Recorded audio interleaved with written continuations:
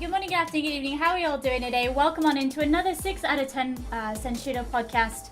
Welcome on in, Senshudo folks. Welcome on into you guys who are watching through Twitch, wherever you are watching through Twitch, and especially hi to you guys who are watching through all the various other means. Because I think, finally, we've got things like iTunes all in hand now. So if you guys haven't heard the podcast before, if you guys haven't seen it before, there's a whole room of ways that you guys can catch up with us. As per usual, I have with me the most wonderful Squall Muzzer. How you doing today, sweetheart? Well, yeah, I'm here. I'm not sure I'm most wonderful, but I'll take it. I'm not going to argue against it. That's fine. It's a lie. It was the first. I'll be honest. It was the first thing that came out of my mouth, and it's not entirely accurate, but it'll do. With us this week, we have two absolutely, and these people are absolutely wonderful. Like, we're not talking like Sam. Absolutely wonderful. I'm average. I would like to take the average. Thank not you. Friend. Oh, to be fair, then you match the branding and that'll do. We've got the wonderful Jeff Leach I'm a with 6 us. out of 10. Okay. 6 out of 10. Not bad. All right, and the lovely Get Frank. How you guys doing? I'm all right. Thank you very much for having us here. Yeah, thank you. It's I'd like to be described as a gamer boy for the entire podcast. This is relating to an offline conversation. I would just like to be referred to as a gamer and straight up woman. It's going to be feisty. She's a straight up woman. There's no fucking about with Frankie. Straight up woman, bitch. I was gonna say I was gonna call you Frankie, but if there's something that you'd prefer, like we can go with that. That's not a problem. Jeff Leach, tell me a little about you and what you do, darling. Me? Oh no, Jeff go. Jeff go. Like fake nerd boy in the corner. Tell me a little bit about you. Why don't we let Frank go first? Because I'm already terrified that I'm being accused of being a patriarchal, enforcing, male chauvinist pig. So I think Frank should go first. Yeah, that's it. That's a record. 2 minutes. 2 minutes in, and we're already defeating the patriarchy one term at a time. I don't know if you found out. I already defeated it a long time ago. Did you really? Single-handedly. We did it on my channel. Yeah. Do you want to explain to me how?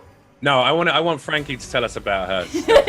Frankie, tell me about who you are and what you do, and where people can find you. Okay, cool. I am Frankie. My channel is Get Frank. I started working for Twitch about a year ago and started streaming shortly after. And there's nothing really interesting me apart from the fact that I really love Rocket League and can't play it for shit. So that's you can. That's me. not true. Now you're being self-deprecating. I came to your channel and I saw you on IRL, and you were at a festival. You've done some amazing IRL streams. You play lots of games. I heard you're a filmmaker as well. That's we were talking about this before we went on. I've just started opera singing again. But I'm doing loads of exercises. Can we get a burst? No, all I'm doing is mostly exercises at the moment. No, that's like saying I can do a backflip and then not doing a backflip. No, but most of the exercises are like literally going, So you literally going, Well, don't do an exercise, sing some opera. I want to hear some. I'm going to do some exercises, guys. I'm just going to put my workout clothes on. See, now I can't sing because I can't beat that. I just can't beat that. I might do some creatives at some point, but I've just picked it back up again after 10 years. So you absolutely should. I've never heard of an opera singer on Twitch. You could be the first. There we go. I'll do Caro Mille Bien. That's the one I'm working on at the moment. It's I had to do that for an exam once, and it was horrendous. Oh, did you? I feel for you a little What's bit. your favourite opera? My favourite opera is a Traviata because I'm common and I really want to do a But Puccini, People's Puccini. But my grade A, I did O Del Mio Dolce Adore by Gluck, which was very fun. I got distinction in my grade A, and then I stopped singing, so that was good. So I started again. I started gigging and playing guitar. So yeah, I'm a songwriter, I guess, and I've done some songs on Twitch before, which are my highlights. But now I just feel like I'm going on for loads. I was a console person, and then when I started working with Twitch, I decided to build my own PC. So now you're in the realms of real gamers like the rest of us. Yeah. So I'm still catching up. But so I stream on PlayStation, and when my capture card works, and I stream a lot of Overwatch mostly, and I've just finished Life is Strange, which we'll talk about later, I think. Yeah. But you need to remember, she's not very interesting. She doesn't do anything whatsoever, despite the previous 5 minutes where Frank has listed a plethora of incredibly interesting things. I have too much to do. But my dream is to host RLCS. That's what I've just got an agent, so I've started hosting. I'm going down to Jaffinity tomorrow, and I'm just going to be like, "Why are you hiring TV people? Hire me." That's my plan. So, Stay tuned. And she has the most adorable dimple in the world. I've only got one. Yeah, I only got one. I only got one as well. Look here.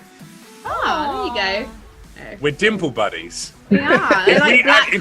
If we added my dimple to your dimple, we'd have normal face dimples. Well, I got really massive dimples. They're like black holes in my face. Only on your right hand side though. Mine's on my right hand side. Oh god, so no, you just end up with like just a cavernous hole in the side of our face. We've got how long into this side of your face? We've got how long into this podcast, and Jeff is asking me to attach my face to his. It's a podcast of records. I can feel it. I can feel it. Yeah. Jeff, tell us about you. Where people can find you, what you do, and all this sort of thing. I'm just a gamer boy trying to find my way in life. That's all I am. Just a guy playing games, just trying to make people laugh, make people feel a bit better on a daily, and play some video games. That's all I do. I stream on Twitch. What about the other things though? Because I do lots of other things. People don't give a shit about that. They want to know what I do. I play games. I do. That's it. I care. You already know. You're already part of my community. You know exactly what I do. Frankie knows what I do. Let the people get to know you. Let them in. She read the Googles once. You were on a fucking poster at my tube station like 5 years ago. Oh, really? Yeah, for like your Gigolo series on Current. Gigolo series? Oh, Male is Uncovered. Yeah, man. There was that a one. poster for that. Yeah. Before, like, Current TV spent all their money on it before they went bust. I did not fucking know that. Yeah, probably by both station, mate. You made it to Zone 2. I broke the station. I made it to Zone 2. Nice. It was District Line, the finest of the lines. It's classic. That's good to know. I didn't realise that it was a fucking poster for it. Yeah. That's cool. Yeah. Oh, I'm going to tell my mum that. She's going to be that is resume worthy, surely. Remember that documentary about male escorting? Mm-hmm. Yeah. Made it to Zone 2. Americans are like, what the fuck does Zone 2 mean? Yeah, I don't know. What do you want to know? I do Twitch streaming 6 days a week.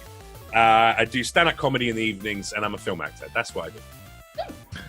There you go. We'll take that. We'll roll with that. We'll go with that. That's pretty good. That's pretty good.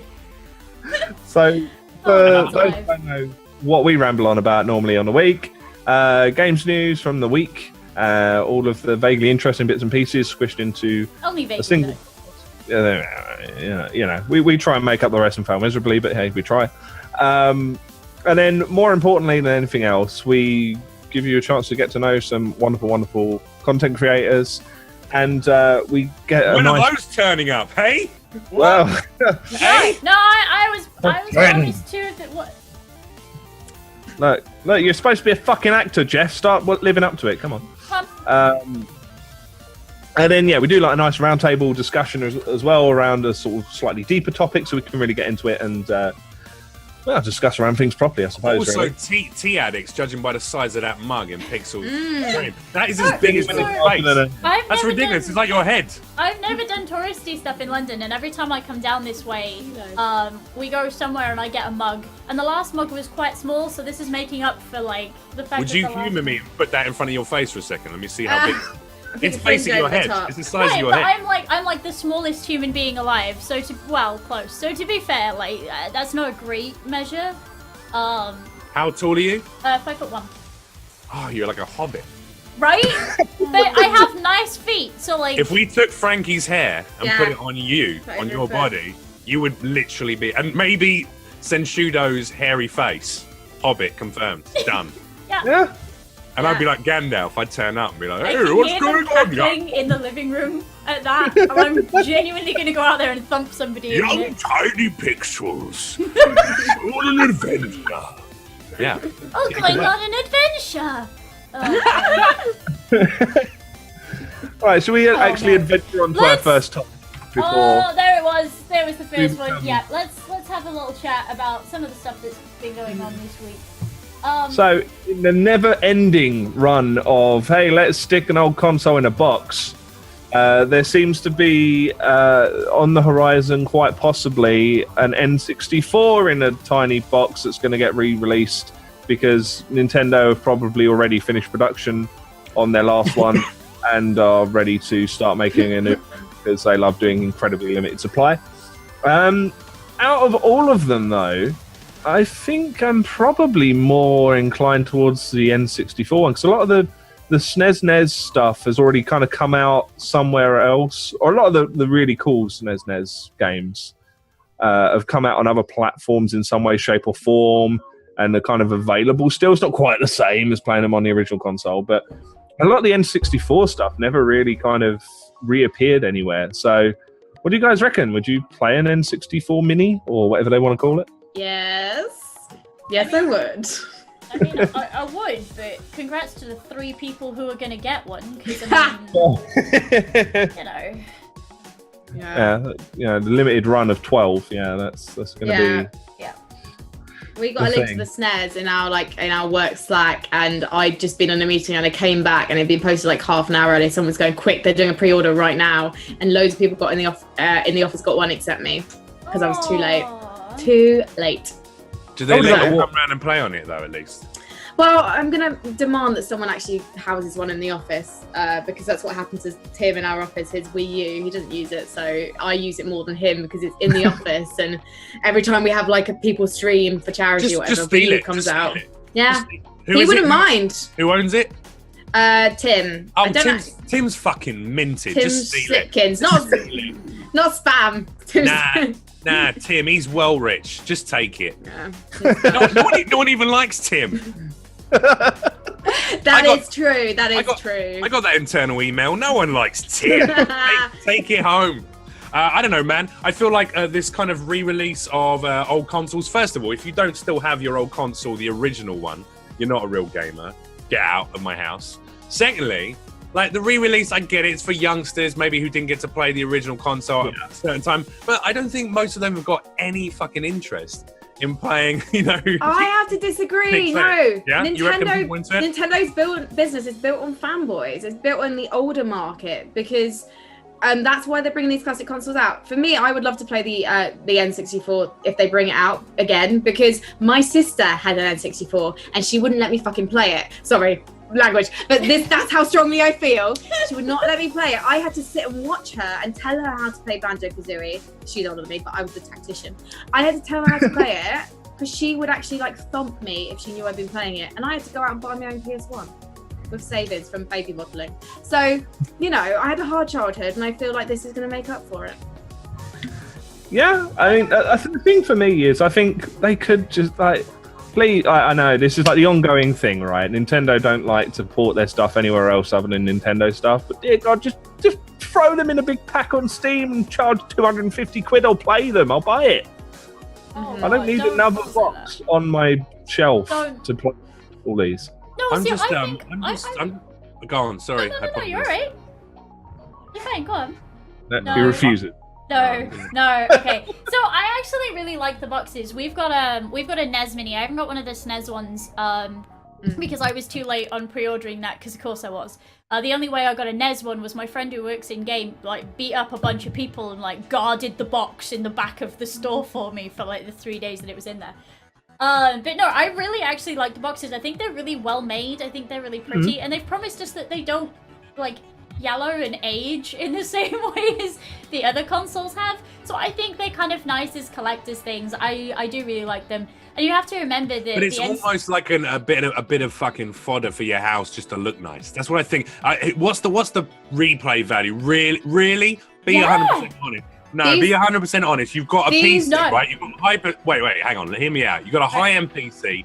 You've got a fucking PlayStation or a PS4 or an Xbox One. You might have a Nintendo Switch by this point. If you're a gamer fan, then you've probably got all the consoles and the PC. How much time are you going to spend playing fucking GoldenEye and Mario 64, like Mario Kart? Really, how much time are you? But it comes in a box that's this big, right? So what I do is I pop it in my laptop case and I drive over to my mate's house and I'm like, do you remember when we used to play GoldenEye?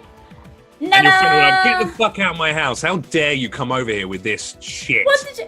No, my mates are like, holy shit, yeah, we did. And like, we go in because we're fucking nerds. It's a novelty. It's a novelty toy. It's a novelty But this is the other thing about these classic consoles is they're harked back from the days when you played local multiplayer. And I had a bit of, when I got my PlayStation 4, I'm on board with that. I had to, okay, so this is the thing. So back when I used to work in the radio station, I had an Xbox 360 for the company. I got it through with the BlackBerry, otherwise I would have got PlayStation 3. And I played Final Fantasy 13 because I was super looking forward to it. And then it kind of put me off playing gaming on my own for a few years. I wonder why. So then when I got my PS4, I didn't have any time. So now one of the reasons I love working at Twitch is I've managed to make time because it's like part of my job. But when I got my PlayStation 4, God, this is the most noob confession. I can't remember what game it was, but I had my boyfriend round and I was like, and I spent 50 quid on an extra controller so we could play this game together. And then I realized it was only online multiplayer and I lost my shit. That's how I know you're not a real gamer, Frankie, because you've got a partner. If you got rid of him, you'd have way more time for gaming. Yeah, he's not into gaming. It's really hard. He's not into it. I'm having to move into his flat so I can keep gaming and keep our relationship going. Are you fucking serious? You got together with a guy who doesn't like gaming. What? He doesn't mind gaming. Enormous. Maybe I just have a really small vagina. Anyway, so he does like games. I put him on like games like Uncharted, and I really wanted to get past the stretch of Last of Us before I streamed it again. And he decided he liked the look of the game, so he got me to let him play it. And then when I went on stream, it turned out it auto-saved over my game and, gone with his process. So I had a bit of a paddy on stream. But then I realised he was so shit at playing the game that he'd moved about 5 minutes into the game in an hour. So I didn't miss any So not of it. only is he not a gamer, he's borderline special needs as well. I can't believe it. This is so upsetting to me. He's an actor. Oh, the worst! He's fine. Well, like you. Actors. Yeah, I hate actors. They're awful. No, he's fine. He's just got things to do, He went to Oxford and shit. So the idea is to move into the same flat together so you can game, occasionally give him a stern nod and then carry on. Yeah, exactly. Right. So I can keep my stream going. Yeah. Had your attention. You're done. So we can see each other still, and I can keep up my illustrious streaming career. Yep. I give it 3 months, Frankie. 3 months. God, we've been together for 2 years. It's fine. It's fine. 3 more months. 3 more months. Trust me. But anyway, yeah. So my thing also, the other thing about these consoles is they have a HDMI out, which means people are easily going to be stream these via a capture card. So I think we're going to see a lot of people on Twitch streaming. And from my sense, I know I'm not going to talk too much about my job, but I love that I can now use these consoles to bring these classic games to the stage as well. So it's going to make my life easier when it comes to things like speedrunning. And I know people say it's not classic speedrunning because it's not using the old console, so frame rates, etc. But I still can do a light version of it. Like a showcase. And I have a show I produced now. We're doing it at future events called Platform, which is where people talk about the games that shape their lives. So we did it with 2 angry gamers at Insomnia, and it's really hard to do that because they talk about the first game they play, they talk about their most recent game, their favorite game of all time. Now, a lot of those games, those favorite games of all time, for example, aren't playable anywhere. So sometimes I can find it through Steam. So we played Sonic the Hedgehog through Steam. But if it's a Nintendo game like Super Mario Bros, I can basically use an illegal emulator online or not play it at all right now. But potentially like solder and hot wire shit together to make it like you cram can into the back. stuff like the Retron, but then you have to have either the physical game or you have to face the legality of putting a ROM on and exactly. Yeah. And I just haven't got time. I unless we buy one in the office, it's not going to happen. So with these classics, remade, I'm going to be able to do so much more on stage. So I do really want to get one, basically. Best of luck. Pre-order within the first half an hour. Half an hour? Beg, still borrow a favour. Yeah. Like, I'm going to find a friend who can do it for me and I'll borrow it off them or something. That's it. Well, if you start coding now, you might be able to find something that will beat the system. Exactly. To, press 3,000 times a minute to get your pre-ordering. That's 1,000, right? Yeah, close. Give or take like a couple. Yeah. Just looking at the comments. Right. So I think we've covered off. I would be tempted to get one if I thought I had any chance of getting one, but yeah, whatever. But something that you might be able to get coming soon, TM. Telltale are doing Wolf Among Us Season 2. Yes, I can punch people in the face as an answer to everything. And also Batman Season 2. Batman was shite. Yeah, let's not worry about Batman Season 2 so much. But Wolf Among Us Season 2, after they told us that it wasn't happening.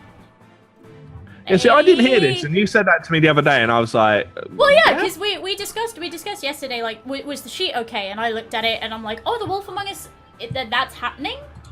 Because that was news to me. The last I heard was pre-SECC. They turned around and gone, yeah, no, sorry, there's not going to be any Wolf Among Us for a while.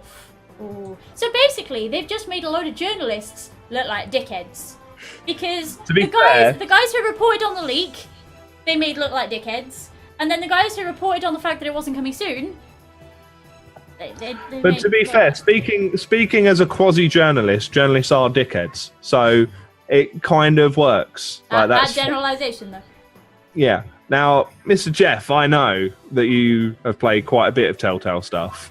Is Wolf Among Us up there for you? Is that one that you'd be super hyped for? I'm so sorry I was a little bit out of it there. I just got a text from my friend. She had sex with Yondu from Guardians of the Galaxy. Michael No, you're all fucking distracted you want. Yeah, he's the blue one. He's a grandfather. He's married. It's awful. Anyway, just thought I'd breaking news on the podcast. Oh shit. Oh. Yeah, it's all right. It's not a friend I know. It's not a friend I know very well. Like she just knows that I did the red carpet, so she just messaged me and went, "Oh, remember that guy you interviewed? Yeah, I had fucked him last night." He's so old. Anyway, okay. Wolf Among Us. I'm really Wolf Among Us 2. Are you happy/excited? Dude, I mean, Wolf Among Us was awesome. I love Telltale games more than anything in the world. I think they're incredible. I can't wait to voice all of them. Telltale, give me a job. What the fuck is wrong with you? But I'm excited. I'm just interested to see where they'll take the story next. It might be a continuation. Have you guys all played it, Wolf Among Us? Yeah, yes. Yeah. Okay, Frankie hasn't, so no spoilers. But obviously there was a nice little ending at the end of the first one. You know, irrespective of the choices you make, there was always the very same final ending. And yeah, I'm excited to play it. I think it's a great series. I think everything Telltale does is, well, no, that's a lie. I think most things that Telltale do is gold, you know? So, yeah, I'm very excited indeed. I love the game. Plus, you know, I look like the protagonist. Like anything with long hair and a beard who looks hairy like a wolf, I'm into. The full role play. I'm into it. I like The Witcher. I like Wolf Among Us. I like just anything. Walking Dead, Game of Thrones. You're in there. Homeless people. I like that look. I'm into it. And then you've got Batman Season 2 as well. I didn't even get through the first episode of Batman 1. I thought it was wank. But like, I haven't played the Batman game yet. I've got that in my Steam library ready to play. But I heard it's buggy as fuck. Which, you know, Game of Thrones had some serious lag issues, which sucked. And I've heard that Batman. But the Game of Thrones one was kind of game's going to be good though. The Game of Thrones one was like, it was a bit older. Like that was. It doesn't matter if you're going to develop a video game, make it work. Like that's a simple fucking thing. Or send some bug fixes out that makes it work. But yeah, it's just like the Game of Thrones one. I believe was on their older engine, so like I can almost forgive that one being a bit buggier. And it was like one of the earlier ones that they did in that you're too forgiving. It's too forgiving. Arena. Yeah. Like this is brand new. Like it shouldn't have had any of those issues realistically, comparatively. I think newer games should have issues, like realistically, because you know if you're releasing something, you got to try and modify it a little bit and tweak it until it's perfect. Especially, obviously, if you're doing some kind of pre-release like a PUBG or something, you know, then that's going to be the case. But yeah, I'm excited about Wolf Among Us. Is what I'm saying. I think it's great. I really love the story in the first one. I like those I miss point-and-click adventures, like Frankie was talking about earlier. I'm on board with you on that. Local, sitting next to your friends, couch type of gaming. I love that. I miss Army of Two. I miss the first two games were great, and then Cartel sucked dick. But I think like that type of game where you sit with your friend and you play on the same game, split screen or you know whatever, however you do it with two screens. That's the best kind of gaming, and I think that Telltale keeping point-and-click adventure alive for me, which is great. And now this is the part where Pip talks about point-and-click games that are alive and well. Take it away, Pip, because I knew it was going to happen anyway, so I might as well just... No. For 1 week, I'm going to refrain, but I will say the same thing I say every week. If you haven't played Grim Fandango, you've not lived. Please. Oh my god! Yeah, but Grim Fandango is my childhood. That's my childhood. Yeah. That's there we go. I haven't seen that before. What I'm saying is that's not a new. I know they re-released it. Yeah. No. But things like Dropsy, things like Thimbleweed Park. Thimbleweed Park is Thimbleweed Park's great. Right? Oh, I love it. Yeah. Right. So I didn't complete it properly. I didn't complete it properly because I basically finished the game without finishing 2 of the character storylines. Hang on, I didn't understand what you said. What was the name of the game? Thimbleweed Park. It was written by Thimbleweed Ron Gilbert. Park. Yes, it was written by Ron Gilbert, so the guy who did Monkey Island. And this is a recent release, is it? Yep. It's nice. a verb-based point-and-click check it out. adventure game. Yeah, it's great. Yeah, something like that. Mm-hmm. Yeah, and it's paranormally and kind of odd. It's pretty goofy and like a ghost making an elevator work. Like it's great. Point and click, like those games like made my childhood. So I was waiting so long for Thimbleweed Park, and people on my stream got really into it. Like, but really wanted me to see me finish that game. And also there are a lot of in jokes. If you haven't played like Monkey Island, then there's a lot of Day of the Tentacle references too. So if you haven't played those games, it's not as funny. But yeah, Monkey Island 2 was one of my first games. Hitchhiker's Guide to the Galaxy, Hugo Who Done It. Don't know why no one's heard of that one. And Monkey Island 2 were the first games I played. Love Sam and Max. Yeah, Sam and Max Hit the Road was a piece of genius. Leisure Suit Larry, mate. That's where I got my sexual training as an infant. I mean, that of course, you buy a condom and a rose and some chocolate and a diamond ring, and then you never get laid, ever. Never get laid. Game of life. There you go. But no, I promise I won't lecture everybody like I normally do. I don't think Frankie played. Have you played Leisure Suit Larry or not? I haven't, but I know of it. I do know of it, but yeah, I've never played it. You look disgusted and dismissive. No, I'm not. How can I look disgusted and dismissive? You're like, I know of it. I do know of it. I've heard of this. I was just brought up on Monkey Island. I had a more innocent childhood. I mean, actually, no, I really didn't. But like, Leisure Suit Larry paved the way for games like Monkey Island. To be honest. Yeah, I just wasn't born. You weren't born. How old are you? I'm 28. I think I was born just as Monkey Island 1 came out. Yeah. I'm 33. You were 100% fucking born. How dare you?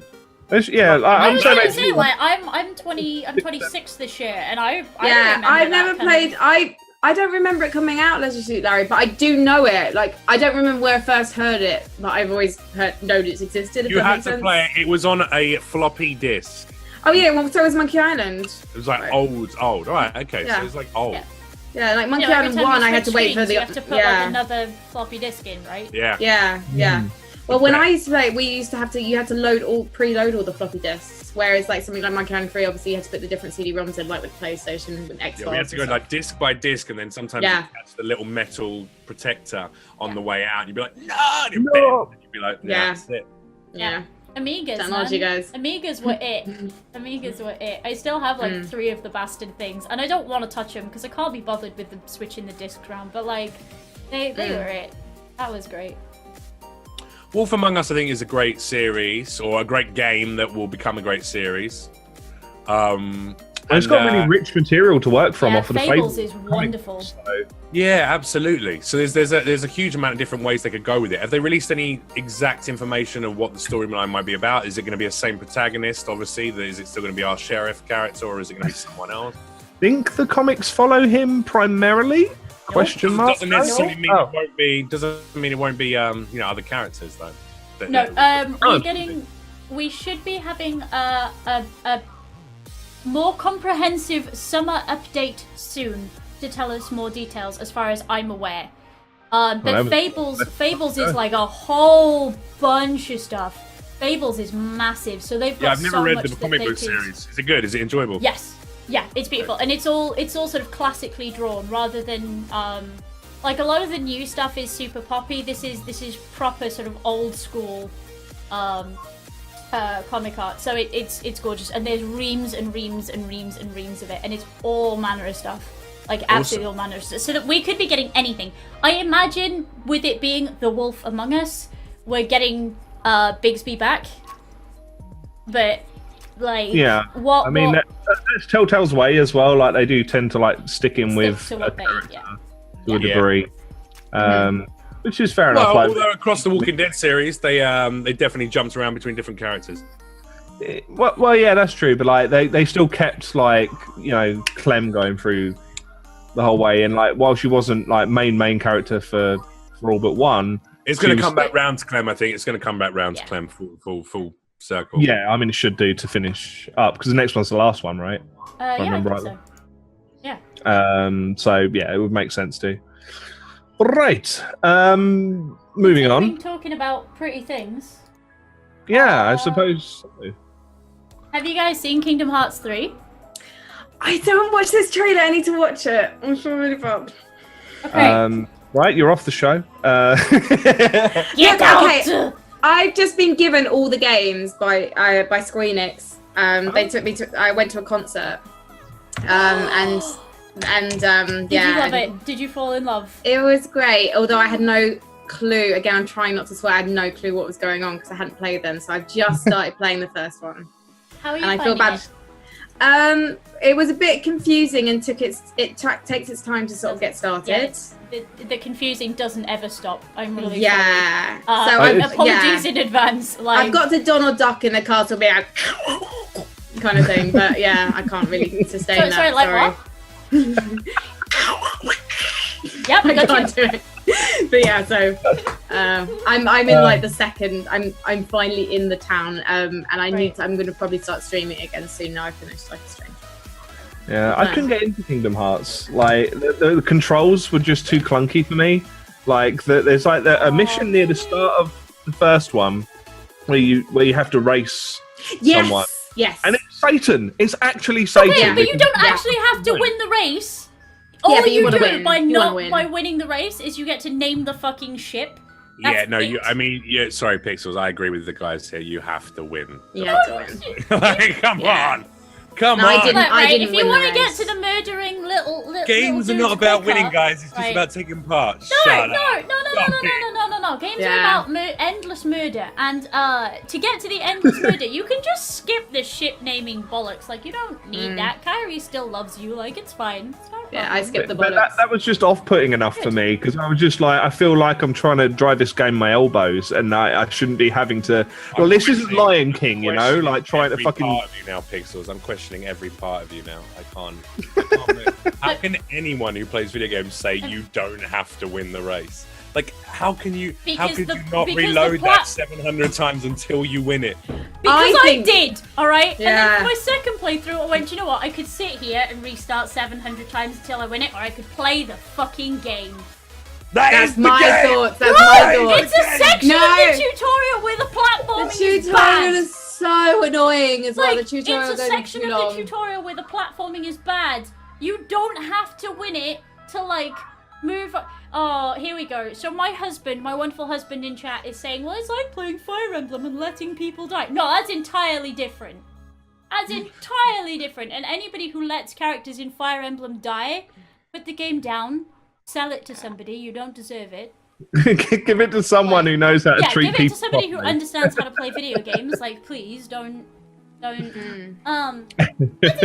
skip one section. Like, how is that? I question any kind of a friendship we could have ever had in the future. I would never play video games with you. I'm disgusted. I'm uncomfortable being on this podcast. Well, I'm just watching the trailer now on Twitch. So and it's looking good though. It's looking really pretty. Not. Any game that's got Goofy in it can go and suck a dick as far as I'm concerned. Aww. I must say, having him just sort of going at the side, it's a hack and slash for 7-year-olds. It's a hack and slash for 7-year-olds. That's what it is. Exactly. We've got to get them into the game early. I played one of the Kingdom Hearts when I was younger, and sure, I had like an okay time with it. But it's got no difficulty. It's just I don't know. I'm not into Kingdom Hearts. It's got no difficulty. I had to reload that section 700 times. Hey, I mean, maybe if you were better at video games, you wouldn't have found it very easy. I found Final Fantasy 15 wasn't that difficult, especially the end game. Fucking hell, it's literally just square, square, square. But that game was actual arse. Like that game honestly made me want real money. Yeah, I kind of went between. I do this sometimes. I play something on stream and then I hate it. I had this with Fallout 4, and then I play a bit off stream, and then I'm like, actually, this is all right. So I didn't dislike it as much, but I like literally open those credits, like the opening credits where it says for first timers and fans, and I was like a little bit emotional. And then I played it, and I was like, oh, I'm not loving this. Where's ATB? Like, where's the tactics? Like, I only discovered that you could change the what's it called, the regalia green thing, where you tell them what to do. I only realized you could change those commands right at the end. I didn't actually realize. I didn't pick that up, so I'm an idiot. My beef with 15 is the first half was like a 9 out of 10 and the second half was like a 3, and it just like chat over the rest of the game. It just pissed me off to no end. Like, have some follow through. But the different the boss battles are just me. But, I mean, I'm just playing devil's advocate, but Weebs needs games too. That's okay. It's okay. All these games. Yeah, but they've got the Tales games for that. Those are Weeb Central. But the storylines aren't complex enough. You have to remember that in order to understand Kingdom Hearts, you have to be following 96,000 Tumblr accounts and be able to work out like anagrams at the drop of a hat and all this sort of thing. Like, it's slightly more involved than a Tales game would be in that regard. So it gives them something extra there. I mean, it looks super pretty. I enjoyed the first couple, but again, like, I think I'm past these now. Honestly, like it's like there's video games that are made for adults where they're pushing the boundaries of what can be done with the various engines that are at their disposal now. So I like to play a video game and feel like I'm in a film now. That's what stimulates me. I realize that's not for everyone. Anything that makes me feel like I'm playing a two-dimensional cartoon just doesn't really interest me too much. Unless specifically the game is designed, something like Thomas was alone. That is most graphically simplistic. Something like that obviously serves a different purpose, but again, the story was lovely in that. The story was lovely. The composition of the whole piece as a piece of art was amazing. Whereas I think Kingdom Hearts is always just like, hey, look, here's a load of things you love when you're a kid, thrown into one game, and enjoy, finding this game really easy. Yeah, I'm the same with Jeff. Like, I think it's all about the experience. So sometimes it's not cinematic in the classic sense. So something like Inside, where the sound design is so integral, and I freaked the fuck out playing that game. And I lost my voice the next day. It was really bad, but I had to finish it before the BAFTAs. And when I knew that it was going to basically win all the awards it could except best game, because they had to give it to Uncharted. But I find it really hard to choose between those two games. If I was to say which had the best experience, I think it's Inside. I think actually the story, that's the cinematic element of that. It's just insane. So I don't think I could commit so much time to Kingdom Hearts 3, because I'd rather play 5 hours of a super compelling, tightly, mechanically spot-on game rather than have to commit 40 hours to something I might not enjoy, but want to get through just because I feel like I have to. I also commit the purchase as well, to be perfectly honest. Because it'll be expensive and it'll hold its price. Yeah. Whereas, absolutely. Stuff like Inside is always a little bit cheaper. Yeah, but that's because they don't have to pay for the IP of a million characters. Yeah. Like, that's what it is. It's all to do with IP. I think that's why it's like Ubisoft with this new with this fucking Mario meets whatever those retarded little rabbits are. Yeah, Jesus Christ. Yeah. It's basically that. It's like Ubisoft are going, all right, well, we'll team up with Nintendo and bring in Mario and do all this stuff. It's just, come on, man. Right, instead of making a new game. Instead of making something tactical that feels a particular way, shape, or form, they've gone, we'll bypass the making it feel a certain way and we'll put Mario and Rabbids in it. Yeah, it's so fanboys. Now it carries its own kind of it carries its own feeling by definition of character. Like, done. Rabbids were never even remotely enjoyable on any of their various outings anyway. They were just horrifically annoying. I remember for some reason, I'll never remember why or fathom why, we had one of the Rabbids games for review, and Stu reviewed it. It was like, what the fuck am I doing? Like, what is it? I don't. Why am I having to interact with these chirpy dickheads? Like, they're not even chirpy. They just scream endlessly. Well, yeah. Right, and it's like, no, please shut the fuck up, please. Like, please. Yeah. Yeah, you know what? Yeah, like as Demon said in the chat, right? Rabbids are basically minions. Like that's literally the level of. But not as funny. Is the same. Like it's more or less exactly the same thing. So yeah, horrific. But I will say one thing in Kingdom Hearts 3 defense. Words, English, difficult. You can do it. That's a lot better now. Like than it did 5 years ago. Yeah, like they've actually brushed up on the graphics a bit. Good. They've had enough time to do so.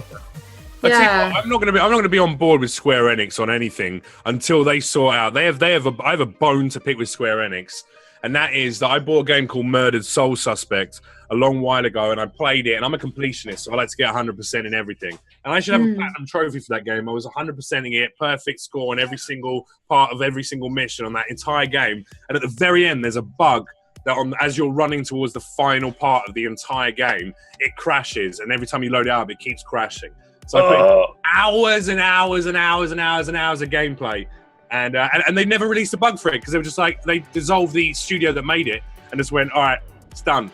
So millions of fucking fans, well, not millions, but however many people bought that game were severely, severely upset. Yeah, and they never put a fix out for it. Fuck, I completed it. It was great. I really enjoyed it. But like, I'm obviously one of the lucky ones that didn't encounter it. Thanks, guys. It's been a pleasure being here. Take care. See you later on. 10 out of 10 in my books, I'd say. But okay, right. Since you're already got your backup, Jeff, let's roll on to the next one because it's one that gets my backup because I think it's shit. Destiny 2 it had its beta has its beta rolling on at the moment, actually.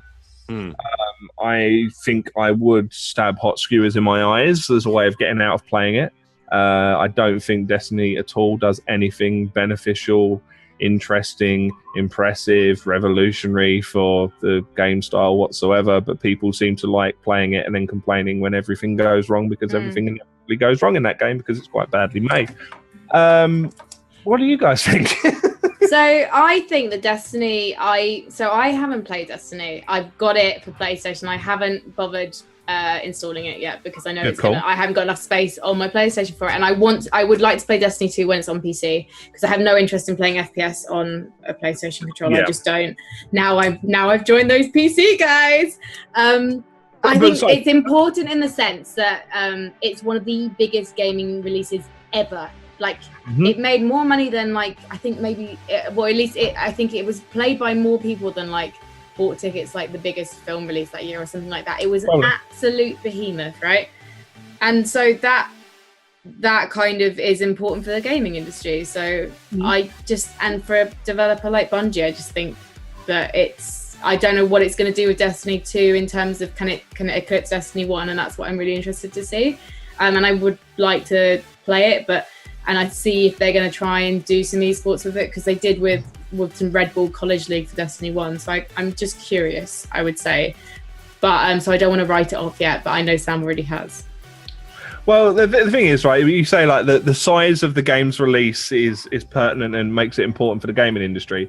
By that logic, Justin Bieber is the most important thing that's happened in the music industry in quite some time. But gamers feel like a marginalised community, right? This is why we get things like, you know, some controversies. I don't even want to bring it up by name, but because people feel marginalised. So therefore, when you get a massive release like Destiny and people club together and go, this, you know, actually you need to listen to us because when we get together, we're bigger than Hollywood. Like, I just think that it's important in that sense. I don't think the gaming community is marginalised. I think they like to. Sometimes people like to feel like they like to feel unique, kind of thing. I'm not saying I'm one of those people, but I think when something massive comes along like that, you realise that we're not. If that makes sense. We're not just geeks in like bedrooms, kind of thing. I don't know. I feel like you're talking about the industry from 10 years ago. I mean, I don't think that's true. Maybe, but that's why. But then again, that's sort of my point that I'm making really badly right now.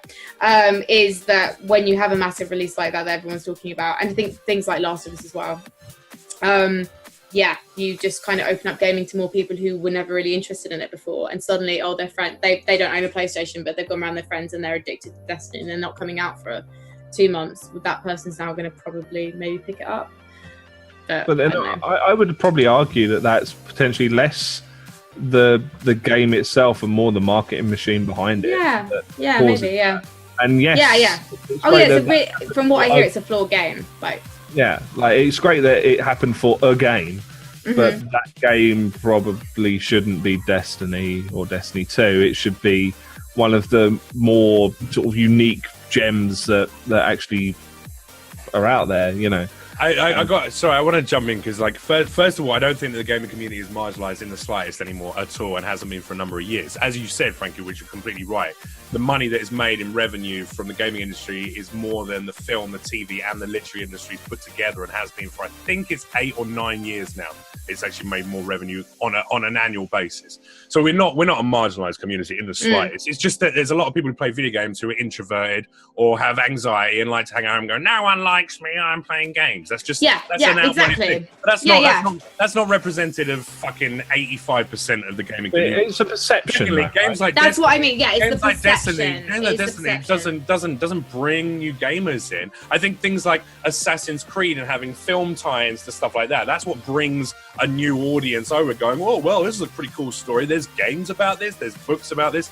It's the fact that gaming has very closely linked the literary industry, the film industry, and the gaming industries, and we often have crossovers, like we talked about earlier. You know, Wolf Among Us comes from the Fable series, which is a comic book series. I would be like ridiculously surprised if there wasn't a TV series eventually made of that Fable comic book series if the games continue to gather steam. It happened with The Walking Dead, comic book to TV to video games. It's happened with the Witcher series. The Witcher is going to be turned to a TV series.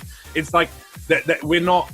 I don't think like a game like Destiny remotely brings in new viewers. It doesn't bring in new viewers. It's just like, hey, look, do you like shooting stuff? Are you a video gamer? It's advertising to gamers who already exist. I played Destiny a huge amount. In fact, I had a really nice experience with Destiny. It was my first online gaming community that really embraced me. And it was a group I was part of the Afro Legionnaires, who were all like African guys in the UK and in America. So I was the token white dude, which was quite nice in this group. And I randomly met one guy playing on some kind of a multiplayer, and I started chatting to him, and he was like, "Man, you should join our team. You'd be the only white guy." Like, you're this. And I joined him. I used to game with these guys, and what I can't stand about Destiny and quite a few other games like it is the grind. It's just a grind game. It gets to a point where you have to be grinding for fucking hours every single day. And that, for me, loses the joy of a game. Like, the joy of a game is experiencing a story, is developing a character, is building, new weapons, new attachments, new clothing, all of that business. But it's the story. And Destiny had no fucking story. That was the problem with that game. That is not a good representation of a game that could bring in new people to the gaming world, because if you played that game, you'd be like, this is shit. There's no story. Who's the person at the end who gives you a fucking gun and then leaves? What was the whole point of this thing? There was no point. They basically went, let's make a big online multiplayer. Let's make a game that people can grind at and get new equipment. And by the way, we should do a story. Fuck it. Steve will write that. And Steve doesn't even what counts. That's the problem. So Destiny 2 could be amazing if they developed a really good story for it. It's gonna be held up by the merit of the story. If there is no story, it will just be Destiny 1, but with new skins. That's basically it. I know that when I saw talk of the beta online, because I tried Destiny 1, and I'm the sort of person who picks up one game one day and then I pick up another game the next day, so I couldn't keep up with everybody when Destiny was released, and so that. Yeah. You're fickle, Pixels. I'm terrible. Variety. No. I couldn't. And everybody was like, "Oh, I got this weapon." I'm like, "Great." I'm like 16 levels behind you. Like, I'm not making that up. Destiny can go fuck itself. And I just didn't play it again after that. But what I understand from the beta is that there's two different things that people can do. And if they don't have PS Plus or Xbox Gold, Live Gold, whatever it's called. Yeah. they can do the single player bit. And if they've got whatever, they can also do the multiplayer bit. And I kind of don't know whether, because they've had to wing a load of story in the middle of both games to compensate for the PC release, I don't know whether the story is going to be any stronger this time around. I haven't played it because I can't play Destiny. I just can't. But that'd be nice if there was a stronger story offering. I don't think they feel inclined to do it. I don't think they all feel the need to spend the time to put it in there, because Destiny 1, as much as we're all sitting here saying it was shite, the general opinion is... I don't think the game was shit, by the way. I'm not saying the game was shit. There was no story. That's all. There was no story. Well, yeah, the storyline was terrible and weak, but it was the game. It should have just presented itself as a CS:GO or something like that, and just gone, hey, this is what it is. It's just a first-person shooter where you play with your buddies. That's it. But now moving forward, because they've had to say all your progress is gone, you're starting again with Destiny 2. They've made this fire. Is it?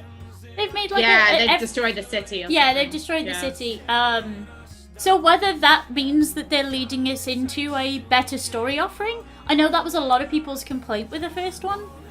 It'd be good to see it for sure, but I'm not holding out a great deal of hope because that's not where Destiny's strength I was going to say, we're 4 people, none of which have played the game, so we don't have. I played a bit of Destiny and hated it. Frankie's just spraying her eyes. She's had enough. This is how I'm just like, Destiny, what? No, I'm so blind. The thing is, like, I know the community want to look on emotional, Twitch, guys. I like that you tried to do it really sneakily. No one would notice. Can you just do it properly? Because I feel like your eyes are hurting. Go on, I've do done it properly. Twice. No, I just done it. Look, it's my face is moist. I got a moist face. Spray it right in your eyeball. Don't use that word. I look like I'm crying, guys. Stop booing me, guys. I really like Destiny, guys. Why I like Kate. It's got Nathan Fillion, and then I saw his bum in Firefly, and it was perfect. I really love Nathan Fillion. No. But do you genuinely reckon that's what it is, though? Like they've firebombed the place that they were before, because that place had no story. But this next place down the road, I'll tell you what, there's one thing that they import, it's fucking story, munitions and story, and that's it. Like that's going to be the thing, like the story town down the road. No, I don't think they're going to feel inclined. I think it's not where it's shone. So what's the point? Yeah, Destiny was a very popular game. A lot of people continue playing it for a long time, and a lot of people play Destiny 2 because of that. I don't think they need a story. If you love Destiny to the extent where you're still playing it recently, then you don't care about story. And I think there was a lot of that. Like, you like shooting stuff, and you like being able to show your mates, hey, look at this, I got this new cape because I put in 700 hours of killing that same fucking mission and picking up enough of these drops from like taking on that boss. So that's what it is. And there's a huge amount of gamers who are into that. Grind is real and people love the grind. It's just that I'm not one of them personally. Yeah. No. Grind, it just feels like grind without reward as well. Like it doesn't feel like you're adequately rewarded for that grind. Yeah, I don't know. You get rewards. Yeah, you got rewards. No, not adequately rewarded. Like it just didn't. Like the progress with this is not socialism, for fuck's sake, Senshudo. What's going on? We're living What's in an adequate reward? We're living in South America. You get what you're given. An actual tangible feeling of progression, right? And the stuff was released so far apart, and then once the new DLC or whatever else dropped, like your previous progression was more or less wiped out. And yes, that does happen to a degree in other MMOs. It felt more severe, and there was a more kind of, I don't know, it pissed people off more readily with that. And I feel that's probably somewhat indicative of how kind of cut and dry it was with the cut off of your previous progression, and then here's all of your new gear and your new whatever else. And that's the other thing as well. So there's zero carryover, is there, in Destiny 2? Absolutely zero. They've firebombed the shit out of everywhere that you were. Like, you have to start again. Everybody starts again. Good. And it's again. Which just goes to prove that if you're a gamer who loves grinding for thousands of hours on a game, you're an idiot. Yep. Because they will release a second game and it will not matter in the slightest, and you're never going to get that time back. Go and talk to a boy. Go and talk to a girl. Go and make some friends. Tell your parents you love them. Start knitting. Do something worthwhile with your time. What the fuck is wrong with you people? Jeff Leach, gamer. Did we not settle on fake nerd boy? I do this to deal with a crippling depression. That's the only reason. Otherwise, I'd be out there right now. I'd be like Frankie. I'd have a boyfriend. I'd be like you, Pixels. I'd be doing like workout streams and pole dancing. I'd be like Senshudo. Right? I'd have clothing that adequately looks good on me. I don't know. I'm living a life. I'm living a life. So angry at you. So lonely right now. Is this the counselling bit? Are we? That's the breakout session. Yeah. So. Is this like the bit where we all go to the loo while Jeff just talks to chat? You're getting offers from our chat, by the way, Jeff. Just so you know. Yeah. Boyfriends akimbo, some would say. Yep. Amazing. Yeah. I feel like Jeff's getting more updates on the Guardians of the Galaxy thing. Getting dimensions now. No, I'm just looking at porn right now on my phone. Well, good to know. If we're not stimulating enough for you, Jeff, you've got to find it somewhere else.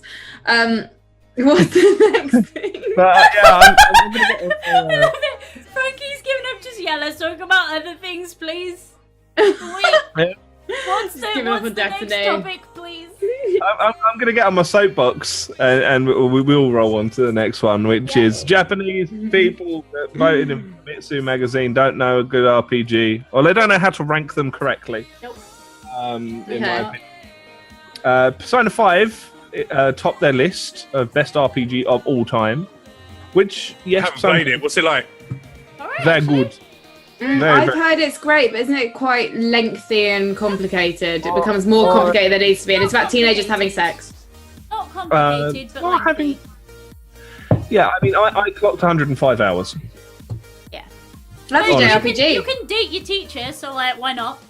At one point, you fight a goblin on a toilet, so that's good. What? No. That's great. At one point, you fight an enormous cock on a chariot. Yes. I did not happen in Final Fantasy. No, this isn't Final Fantasy anymore. No, this list bugs me because Mother 3 isn't on it. Golden Sun isn't on it. Like, Suikoden 2's at number 7 and not number 1. Get out. No, I'm gonna boot you. You played Suikoden 2 for its entirety. Gonna boot you. Have you played it all the way through in its entirety? I don't know. Shut the fuck up. Shut the fuck up. Get out. That's all I'm saying. Get out. I have no opinion here. This is the problem with gamers. Look at that. So, like, always trying to silence women in the world of gaming. Yeah. Oh no. If I had a way. You're the guy. Essentially, you're the guy who gives guys who look like me in gaming a bad name to the point where Frankie hates me before she even knows me. You're responsible for that. You saying shit like that to Pixels is what perpetuates the belief that all but this is fine, Jeff. I've got no problem with doing that because I don't go after girls anyway. So, like, I just give you all the grief. Love the cock. I know that about you. You get all the grief. I get the Frankie, did you want to move on to the next topic already? I mean, I just wanted to talk about how I spent 2 weeks in bed, like when I was 16, playing Final Fantasy X. That's one of my favourite games of all time. That sounds like a splendid story. Please carry on. Yeah, okay, that sounds bad because a boyfriend gave it to me, but I didn't really like him that much. I used to skate with him. I used to skate, rollerblade, aggressive, inline, whatever you want to call it. And he gave me Final Fantasy X. Bin liner. You were called bin liners. I was, yes, that's the one. Oh God, are you like a? I was a skateboard. I went to the skateboard shop for 5 years. Yes. Oh right, okay. Well, you call us a fruit boot, whatever it's called. Yeah, we just call you bin liners. All right, okay. Really? Or learn how to skateboard, you fucking losers. That's why would I learn how to skateboard? Because it's harder and it's better. No, it's not. You can't grind down rails or anything. Like what the fuck are you on about? Of course you can grind. You can grind down tiny rails, if you're fucking rails, mate. Down big rails. What are you on about? Clear a stair gap for fucking shit. Anyway, unfortunately, Tony Hawk's Pro Skater 2 didn't make this list. So Roland was a great game. Roland needed another sequel. Anyway, so Final Fantasy X, I really fell in love with. I learned from Dan, who's the community manager for Final Fantasy 15 in Europe, that Tidus is actually pronounced Tidus, but I can't do that. So Tidus, no, it's wrong. Tidus and Tidus so much. Yeah. I don't care if they make the game; they got it wrong, and they should stop. Yeah, they should. Exactly. I love that game so much that I actually kind of missed out on some of the brilliance of 12 because I was so annoyed by Vaughn. because he wasn't Tidus, whatever you want to call him. And now I've just got the addition. I've just got the HD version, so I'm gonna play it because Zodiac Age, because I want to kind of appreciate it more, because I just spent most of the time just being like, meh. Let me know how you find it, because I'm in a similar position to you where I fell in love with 10 like head over heels, right? Like proper arse over tit, the whole lot. Question. Yeah. I bought Tadaki Kunane, or whatever the theme tune was called. Oh yeah. Question. Why on this list is there no Skyrim? And also no. This is no Fallout. Well, it's from JRPG. Japan. It's from Japan, oh, so it has to be a JRPG, does it? Yeah, so I don't know what makes Witcher qualify for it. With it being in Japan. And I don't think those games really made it anywhere near as much over there. That makes sense. Well, there you go. So it's just they don't know how to make a list because Right. It's like if you go to North Korea, I'm pretty sure they're not going to have a list of top 10 fucking dictators around the world. There's going to be one on that list. Yeah. And he would have written the list. It's the same thing. It's like Japanese people are going to be like, listen, fuck you. Although the Witcher. Fuck you, wide eyes. we're gonna like the racist Japanese guys who wrote the list are like, fuck the wide eyes. We're gonna bring it back. And you know what? We'll put The Witcher at number 20, just to tease them. Hey, you love The Witcher. Let's put it at last on the list. They didn't even want to put it on the list. There was another game they were going to put above it, but they thought they put it there just to fuck with us. That's why. I will say though, I think Chrono Trigger. Stop watching pornography with tentacles in it. What's wrong with you? You're mental. Chrono Trigger, I will say, I don't know. I haven't played much Dragon Quest. Chrono Trigger should be probably a little higher, as in number 2.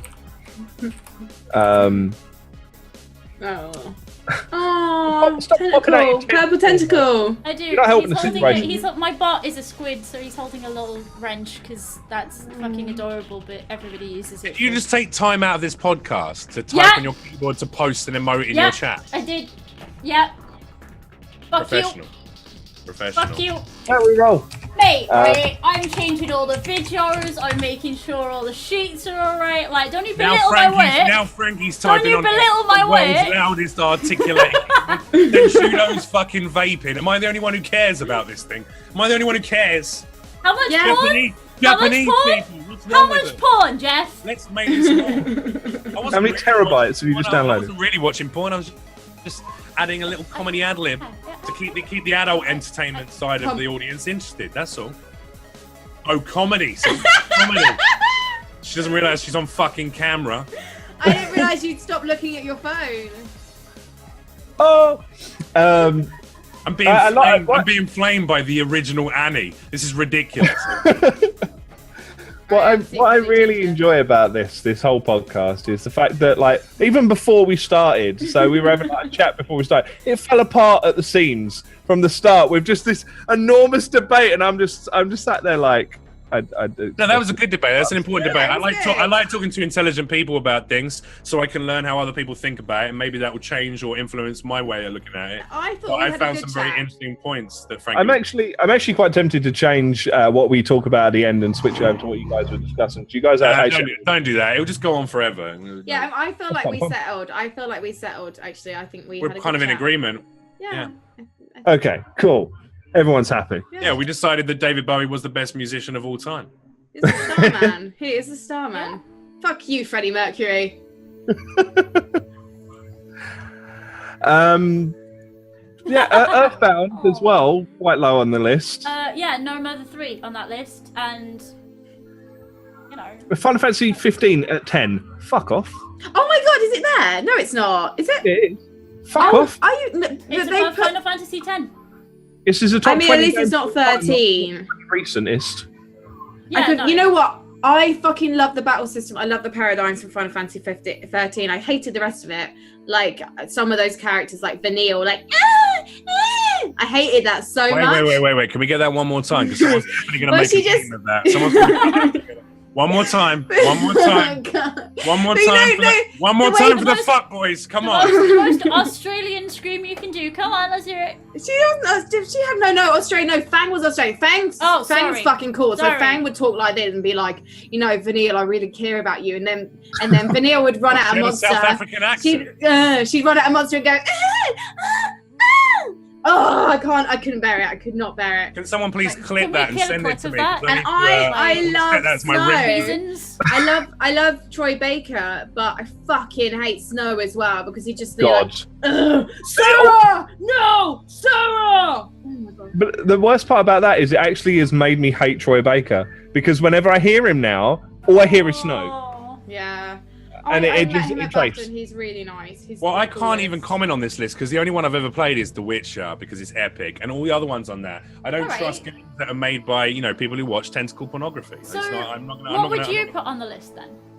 I'd put If it's not any of Fallout, these. The Witcher, and Skyrim, and that'd be it. List closed. 3 games, 3 franchises. I love how you didn't even like which Fallout it was. Just Fallout. No, all of them. If you're into them? it, it's not about one game. It's about a continuation of games, RPG. Okay. It's about getting lost in that world. So Fallout that's why I is put in Yeah, I there. can get behind that. Yeah, I love Fallout. I hated it the first 2 times I played it, then played it off stream, and then I grew to love it. And I basically played that as my main game for like 3 months.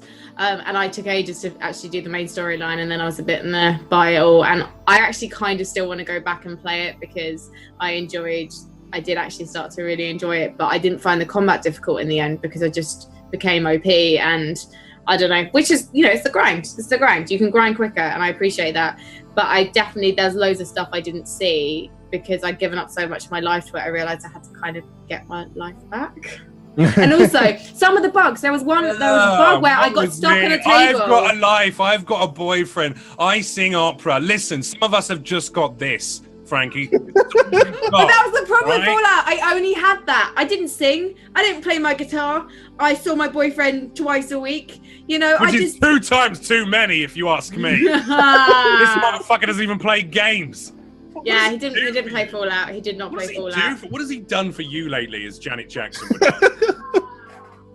Oh, he made me a vegetarian sausage and egg sandwich this morning. No, he made me a sausage and egg sandwich this morning. It was very sweet. What, and you had to think about that. I am, yeah. I eat fish. Pescatarian. Pescatarian, that's it. Yeah, that's the one. So make of that what you will. My hair is naturally curly and I don't eat meat. Put that on a bumper sticker? Yeah. Yeah. Put it, even though I don't drive, put it on a bumper sticker. When you were a kid, you ate all the crusts on your bread. That's what gives you curly hair, right? Maybe. That's what they say when you're a kid. They go like, eat crust to give you curly hair.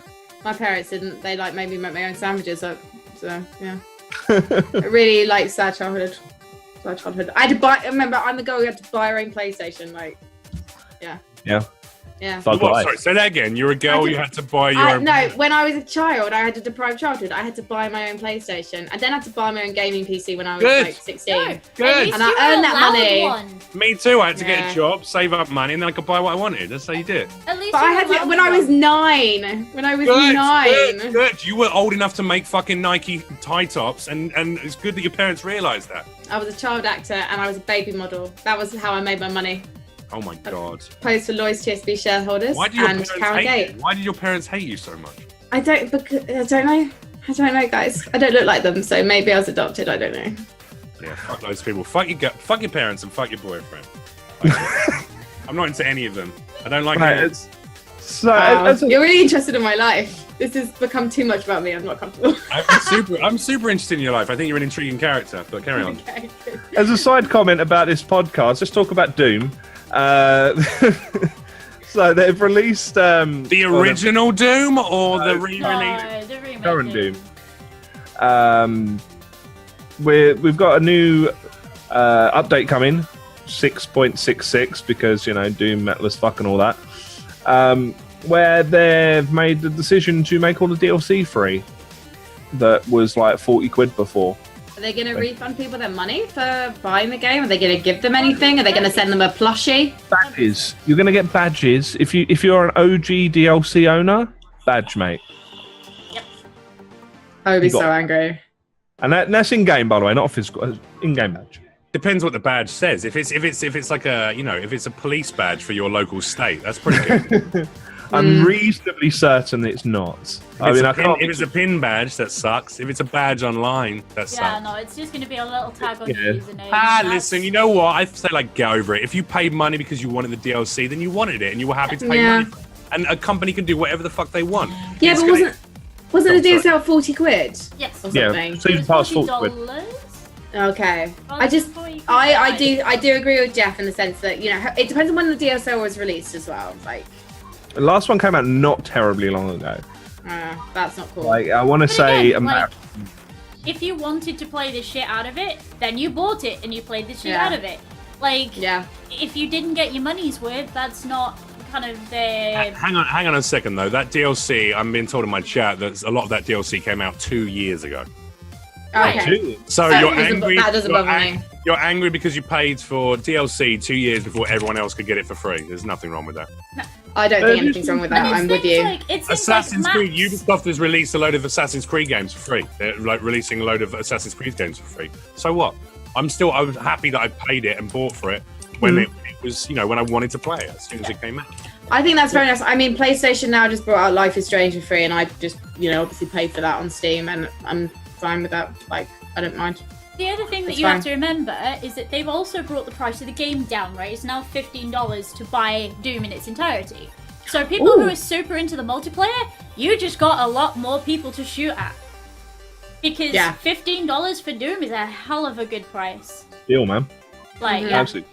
Because it's a great fucking game. Like, it really is. Yeah, I haven't even played it yet. I've had it set in my Steam library. I'm going to play the main storyline soon. Actually, my boyfriend played the demo and enjoyed it. I'm going to roll back for a second. Your chat is saying that some of this DLC is 2 years old. The game came out in May 2016. So, no.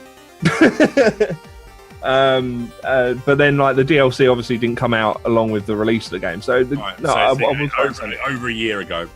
But that's when the game itself released. The DLC's been trickling out. I'm sure the last one was only a few months old. So, like, I don't know. I can Senshudo, if you want to call my chat lies, you got to take that up with them personally. I mean, can't encourage that. The Steam link. But yeah.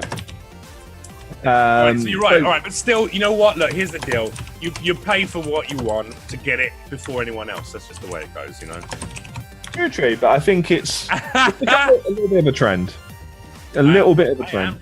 I'm obsessed. I'm heartbroken. Frank has just told to my chat, I am not obsessed with my boyfriend. Jeff is. First of all, that's sad to hear. You should be obsessed a bit with your partner. You should be that madly in love with him. And secondly, I am a little bit obsessed with him. I'm just obsessed. I'm obsessed that, you know, what seemingly, from the little that I know of you, Frank, it's a very intelligent, verbose, beautiful young woman who plays video games. Doesn't have a boyfriend who plays video games. That's hurts. I just said he played Doom. He played Doom. And he's doesn't play video games. He played the demo. He's a fucking actor. He's an actor. Yeah, he played the demo. Busy. Actors are not busy. He also runs a laser business. I'm getting too much into this. There we go. That's his real job. He's in a sitcom, and then he also does a laser business. Anyway. Oh my god, your chat's gonna hate me so much, but it's fine. It's fine. Laser business. Yeah, lasers. Yeah, he supplies them to sharks and evil people. Anyway, oh my god, I'm sorry. Let's go. All right. I feel like I'm learning a lot today. I like it. Anyway, I'm so sorry, guys. Right. JRPGs. Oh no, not even JRPGs. What the Japanese like from their RPGs?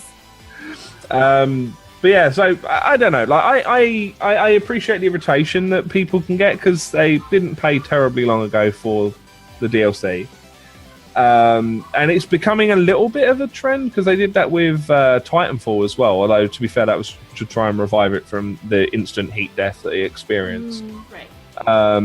But like, yeah, I dug Titanfall 1 to be fair, but it just died to death. Yeah, but they put out Titanfall 2 at the same time as Battlefield 1, and EA were obviously gunning for Battlefield 1 because they knew the community was existed already. They put out Titanfall 2 at the wrong time. And I didn't play Titanfall 1, but Titanfall 2 was the one game I wanted to and actually got to play at Gamescom because I was so busy the whole time. Mm-hmm. And then I only got to play multiplayer because we got it in the office and someone else started the story mode. It doesn't let you have more than one save game. Sort it out, EA. but I really, really liked. I just really liked the gameplay, and it kind of sucks that it's clearly not going to get another game because it just didn't get the love it needed. Yeah, probably not. Never mind. I say I appreciate the frustration, but I think it's cool that they're giving out DLC for free, and hopefully more games companies move to that model, because sometimes the DLC is just kind of a little ridiculous on a lot of games. Just sheer cost, like, you know, you're paying for like 3 games for the price of 1 game with all the bits in. So hopefully maybe more companies start moving to that model. Yeah, I feel like this is just a move to try and revitalize their multiplayer a little bit, because the multiplayer is not anywhere near as good, but with this you get your 3 demons, you get your slew of maps, whatever it is. And with the price being as low as it is, as I say, now you've got more people to shoot at. Sweet! Yeah, like, I mean, easy peasy. Could be worth, right? Right. Could be worth. So one that I know Mr. Jeff is going to have some relatively strong opinions around. Ban hammering across PlayerUnknown's Battlegrounds. So there's a couple in this article that I just lobbed into the chat. But obviously the main one was around Dr. getting his cheeky little... Was it 48 hours suspension? 3 day. Oh, it was 3 day. My bad. Yeah, but it didn't last for that because he just went and bought a second copy of the game. Right. Yeah, I figured that was going to happen anyway. Straight back in. But and kind of for legitimate reasons, really. You know, team killed, and specifically purposefully team killed, whilst playing with a couple of other dudes. Mm-hmm. But this one, the 2 other streamers. The person he shot was a random, and the other ones were streaming it live. Yeah. Sorry. Anyway, keep going. Sorry. And this one just really tickled me though, because basically a dude tweeted at them to say, tweeted at PlayerUnknown, I think it all the time, right? Yeah. Right. Fucking come and ban me. So PlayerUnknown went, yeah, alright. Thanks for your information. That was easy. Bye. Yeah. And that just really tickled me. I love Brendan. I think PlayerUnknown's wicked.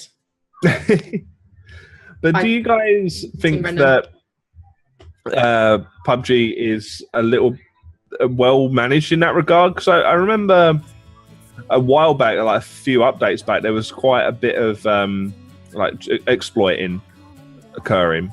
Like, do you think it's been well managed as a game so far? What do you mean exploiting? People just doing like dodgy shit to like make shots or clip through objects in order to auto aim and bots. Yeah. There's a load of hackers. That's still happening. Is it still happening? Yeah, absolutely. So do you think there's going to be an end to that? I think PUBG. I play a lot of PUBG, so if you don't mind me espousing my thoughts on it, I think PUBG, the report system is tiresome and a fucking ball ache. Having to sit there, take usernames, jump online, document times, and do that. No one's got the time. Ain't nobody got time for that, as a great philosopher once said. But it's true. Like it just takes so long to do it. It's problematic. Like we've definitely had people who've got auto aim have taken us out, and you just go, you know what, fuck boys, whatever. I don't have to play them ever again. I'm likely to never ever encounter them ever again. It doesn't matter. I think that Dr. Disrespect. Team killing. I think if you've built your entire career, I know Dr. Disrespect is one of Twitch's fucking poster boys at the moment, and I think he's a funny character actor. I personally can watch the stream for about 15 minutes, and then it's like the character's done for me. It's like, all right, interesting. I like it. I think you're funny, but it's not really for me. I can't watch that for hours and hours on end every single day of the week. But I think if you're as much as you're in character as this kind of fuckboy, this epic fuckboy with a moustache, porn moustache, and the attitude of like, I'm the best, I'm the greatest, everyone's worse than me. If that's your character, that's fine. But 2 games have built Dr. Disrespect. Literally 2 games. That's H1Z1 and PUBG. Without that game, he would not have the viewership that he has in any way, shape, or form. He wouldn't have the chance to shine within that particular genre. And I think he then came back with a couple of tweets, and I know he would have said that, it was in character, I was being funny, but talking about, I wish I could just roundhouse kick you to the chest through a glass door and stuff. It's like, first of all, you've got a load of kids who watch you. Now, I'm not sure if he is a father himself. I know he's got a wife, and I think he might have a young kid. I'm not sure, but he should think a little bit more carefully about me, the man, Guy. Guy Barm or whatever his name is.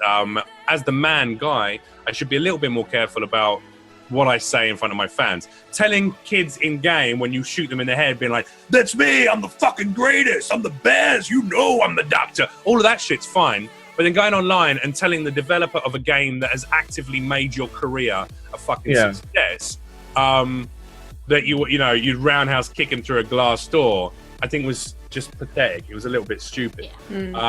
Also, but that ultimately, So I was going to say, I totally with you, because given that Brendan developed H1Z1's Battle Royale mode, he literally is kind of in part responsible for Dr. Disrespect's career. You're spot on. And like I met Brendan just before it came out, because he came to London and he was at EGX Res briefly, and then he came to the Twitch London meetup, and he sponsored that. And the way he sponsored it was he bought everyone who attended a drink. He is like accountable in terms of like what they're doing with the dev team, with Bluehole. He constantly responds to people. He's such a great example to the development community. And he wants people to play the game properly. And so if someone commits something like this and 22,000 people are watching him, plus other people watching on another stream. It was making an example. It was absolutely making an example. Exactly, and that's what he should have done. And I totally am with him on that. And then not standing for someone violently threatening him in Twitter, which is not the same platform as Twitch either. That bit, there's a grey area, because it wasn't Guy Barm violently threatening him. It was but it was. I know it was Dr. Disrespect, but it's still violent language. It was in character, but not everyone who's on Twitter knows Twitch. No, but come on, his entire stream. He's violent language, and that's okay. It's a character who talks about I can fucking end you. That's fine. It's just. But Brendan wasn't the person. But as you say, he does it to people when he does it to them in game. So therefore, taking it, you're in game. You're in a fantasy, right? Well, when you're talking to the developer, you're not in that fantasy. No, he is. At Dr. Disrespect is his character's username. Yeah. He's got his own Twitter. Yeah. He'd still do it. I'm just saying it was a poor choice as a person who creates a comedy character to do that. That was a poor choice. He could have moderated words. He could have said, "Player unknown, I'll see you on the battlefield." Yeah, 3 days. Absolutely. Maybe you better have a level 3 helmet on because I'm ready, or something like that. Would have been a bit better than I wish I could roundhouse kick you through a glass door. Yeah, exactly. Like, all right, dude, it's a little bit. I would have just tweeted a picture of the frying pan or something. Yeah, absolutely what you're saying. Yeah. Can I ask though? Do you guys think it was appropriate that Not that he tweeted, because again, like, they were having this discourse back and forth, and whether or not what he said was right or wrong, they were having this discourse on Twitter. Do you think it was wrong for him to broadcast in front of that many people actually having that discourse, or do you think that was something that should have happened perhaps off? Yeah, I think your Twitch channel is your personal place for expression. It's your community. You can do whatever the fuck you like there, as long as you're not breaking TOS. And so yeah, of course you should have done that. Here's the thing. Like, I've team killed before in PUBG, and I've not done it out of some sort of I'm better than this member of the team. Let's just get rid of him. He's dead weight. He's a random. First of all, Dr. Disrespect has so many people, so many viewers, and so many other gamers that he has relationships with. If he needs a fourth for a team, he can easily find a fourth. If he doesn't need a fourth, then he should just click off auto matching and just play as a 3. If he's only going to want to kill the extra person, that sucks, because there could be some random. It was a random who just joined the team, was like, yeah, this is great, and then gets shot in the fucking head and feels awful about that experience. So that sucks. He has a responsibility again to play that differently. But I mean, I've killed a teammate before out of silliness, out of saltiness. We've had a little moment where we were testing out each other's helmets, or someone went AFK for 5 minutes, and we decided let's put him on the ground and leave a first aid kit by his body and drive away.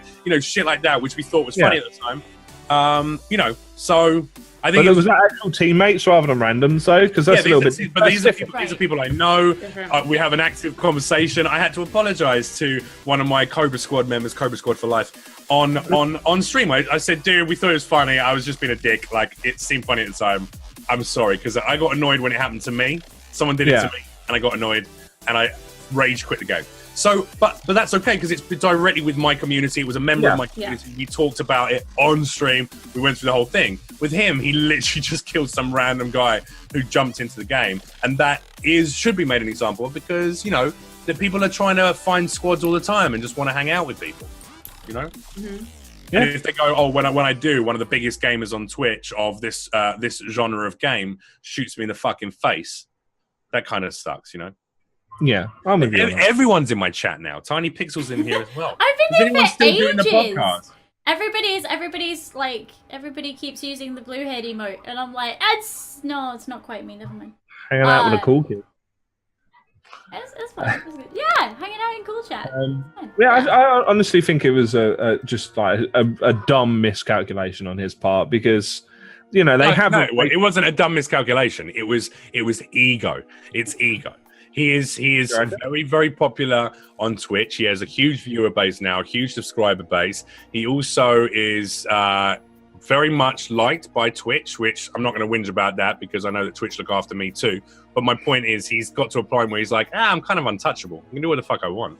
And I think he needed his ego brought down a little bit. I would like to think that post that event, he would have reached out to Player Unknown maybe as a direct message on Twitch and said, on Twitter and said, dude, you know what? His character, but I realized maybe I was a little bit of a dick. I'm not gonna team kill anymore. Blah blah blah. Like I would hope that would have happened. I doubt it. I don't know. I've not really spent any time with Guy. I don't know what he's like as a person. I don't know if he's as egomaniacal as his character is. I mean, I don't know. That would be hot pushed. I would imagine as a human.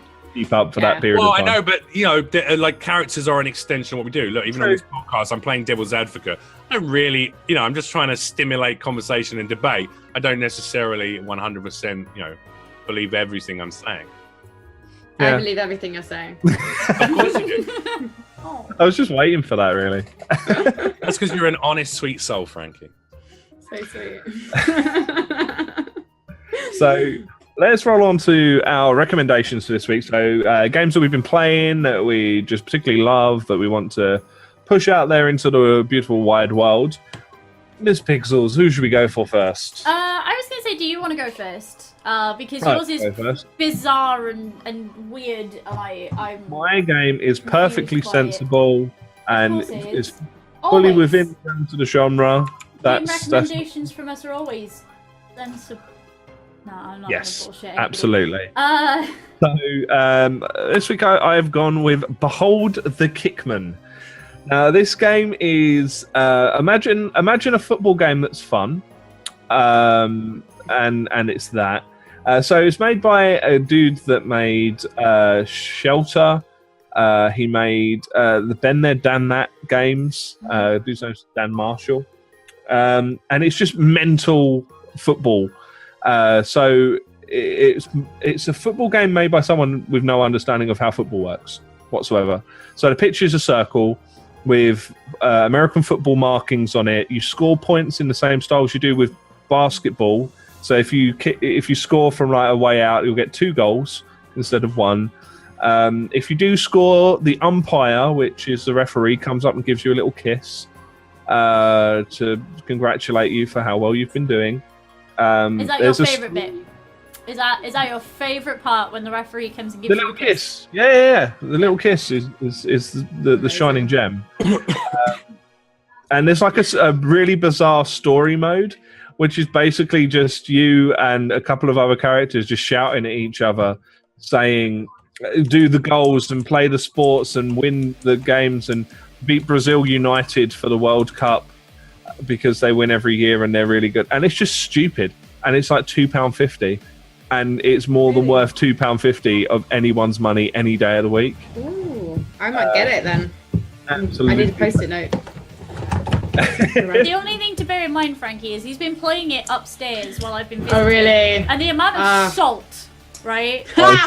It's really hard. Wait, you guys live together? No, I'm visiting. For like When I watched the video, it reminded me a bit. Now I didn't know about the different ball games that have been incorporated. It reminded me a little bit of Super Arcade Football, which is kind of like, well, it's just what it says on the tin, basically. Yeah. Have you played Super Arcade Football? I've not, but I know of. Yeah, so it's basically like real quick quick passes. It counts for some reason. It counts passes, and it's just really pick up, play, go. And I appreciate that because I've not really got time for FIFA, but Super Arcade Football I would totally play. Yeah, and it's just loads of like stupid little not power up things, but like you get different skills that allow you to like dodge people and sprint with a ball and pass in a particular manner. The offside rule every now and then is demonstrated by half of the pitch flashing red, and if you've got the ball at that point in time on that side of the pitch, then you've committed a crime against football and you need to be sent off. It's just stupid, and I love it. I love dumb games, and this is just perfect.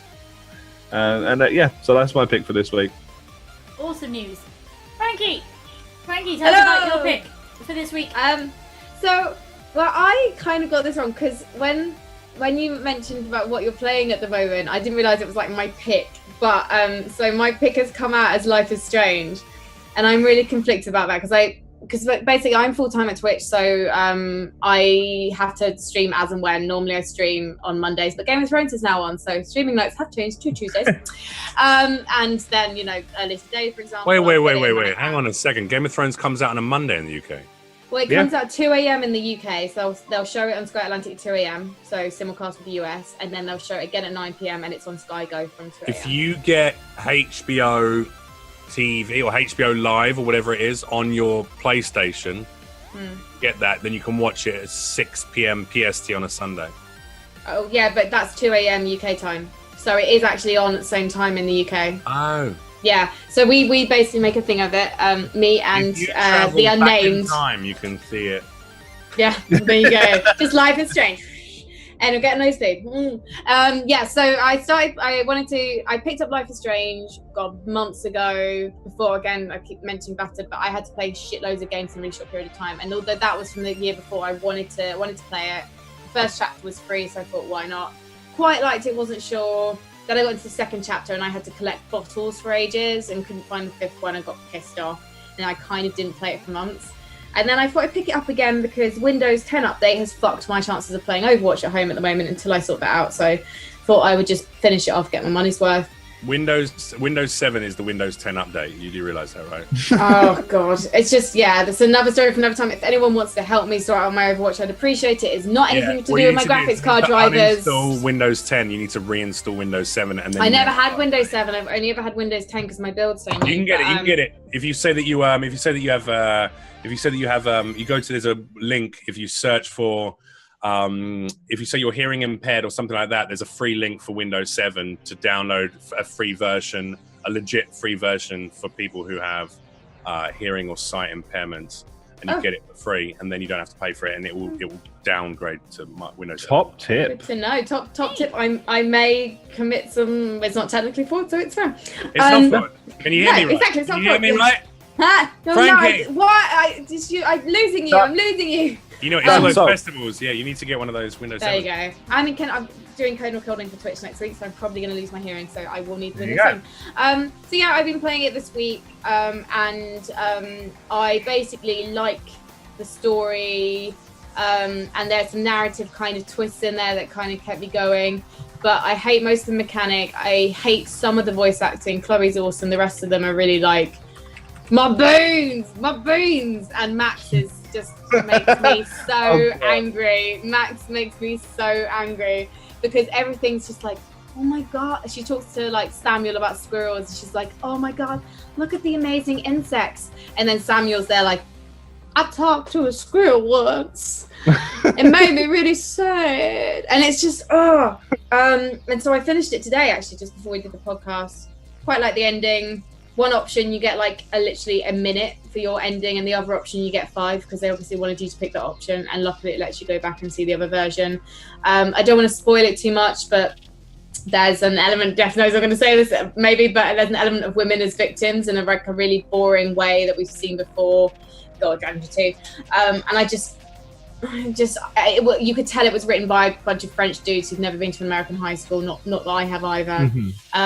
There's like the whole kind of play of like these girls are like close friends, but could they actually fancy each other, and some kind of stuff that felt a little bit exploitative. And I was like, well, if they do potentially love each other, then actually let's see that happen rather than it being some kind of will they, won't they undercurrent. I don't know. I think that it's a good one to play, but I'm not interested in playing the sequel.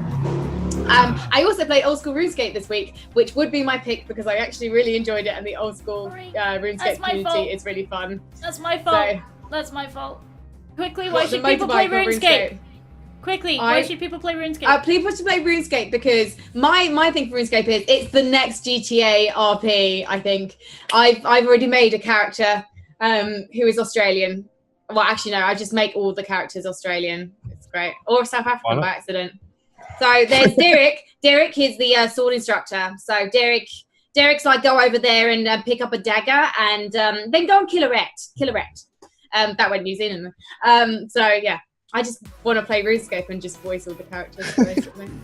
Just really camp Australian. I just really, really want to meet a quester who's gonna just, take me for a ride. We're just gonna go and kill some kind of zombie together. It's gonna be so much fun, and we're gonna make a fire and burn some prawns. It's gonna be great. That's what I'm looking forward to.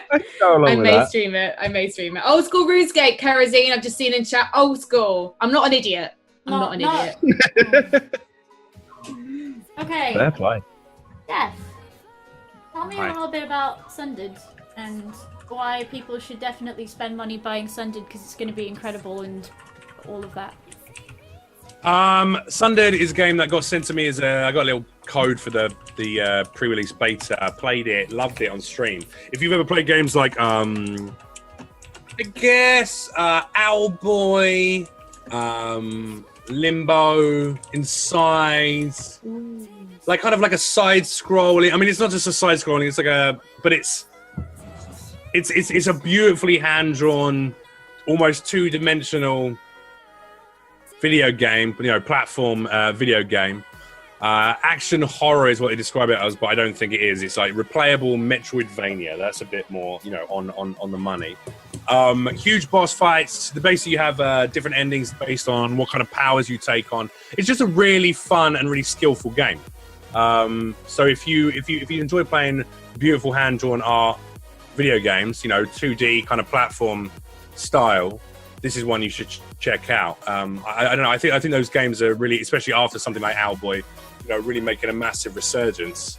And if you're ever a fan of the old Prince of Persia's and that kind of game back in the day, then you probably never lost your love for that kind of a game. Also, I like games that were funded on Kickstarter. This was on Kickstarter. How long ago? I don't even remember. But they raised like 200,000 Canadian dollars, and they only needed 25,000 to make it. That's what they were asking for, which is insane. And then they've done a really quick turnaround from the beta to the release. So it's available now. I'd say check it out. I'm going to play the full game. I mean, I already sort of completed what they gave me in the beta, which was quite a lot. So I'm going to play the full game soon. But it's lovely.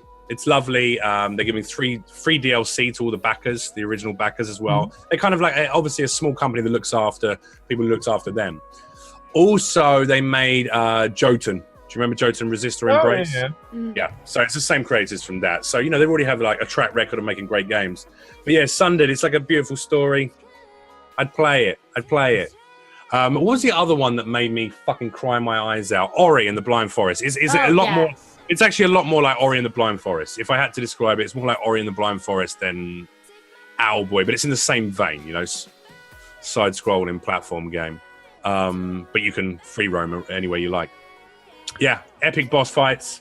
Oh, the boss fights like take your breath away.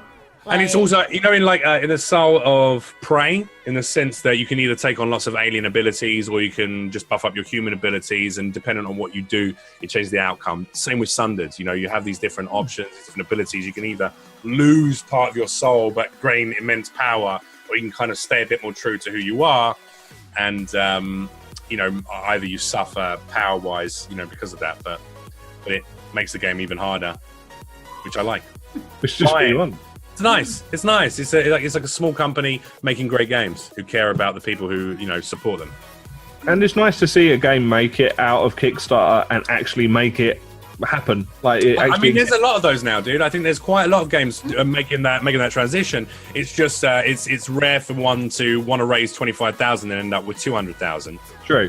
And because of that, rather than just being like, "Thanks for your money," they said, "All right, we're going to develop a whole load of extra DLC. We're going to give that free to all of the backers." You know, they did decent things with the money, and I'm sure they'll invest it in future projects as well.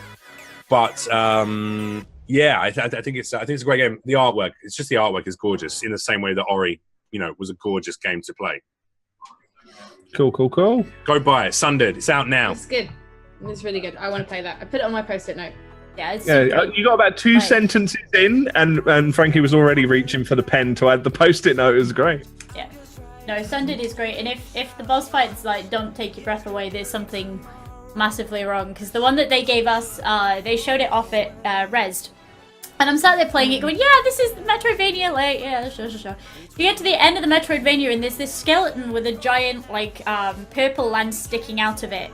And it sits up with this massive jolt and just screams at you, and every part of me went, It's wonderful. Like, the design in it is absolutely wonderful. Like, it's glorious. It's going to be a great game for sure. My game is super niche compared to all these, so... Yeah. Oh. You know what? I think this is less niche than you would think, because I've seen it talked about quite a bit. So imagine you're playing Dungeons and Dragons by yourself on a Windows 95 computer. You got Kingsway. Kingsway is it's a title that was picked up by Adult Swim.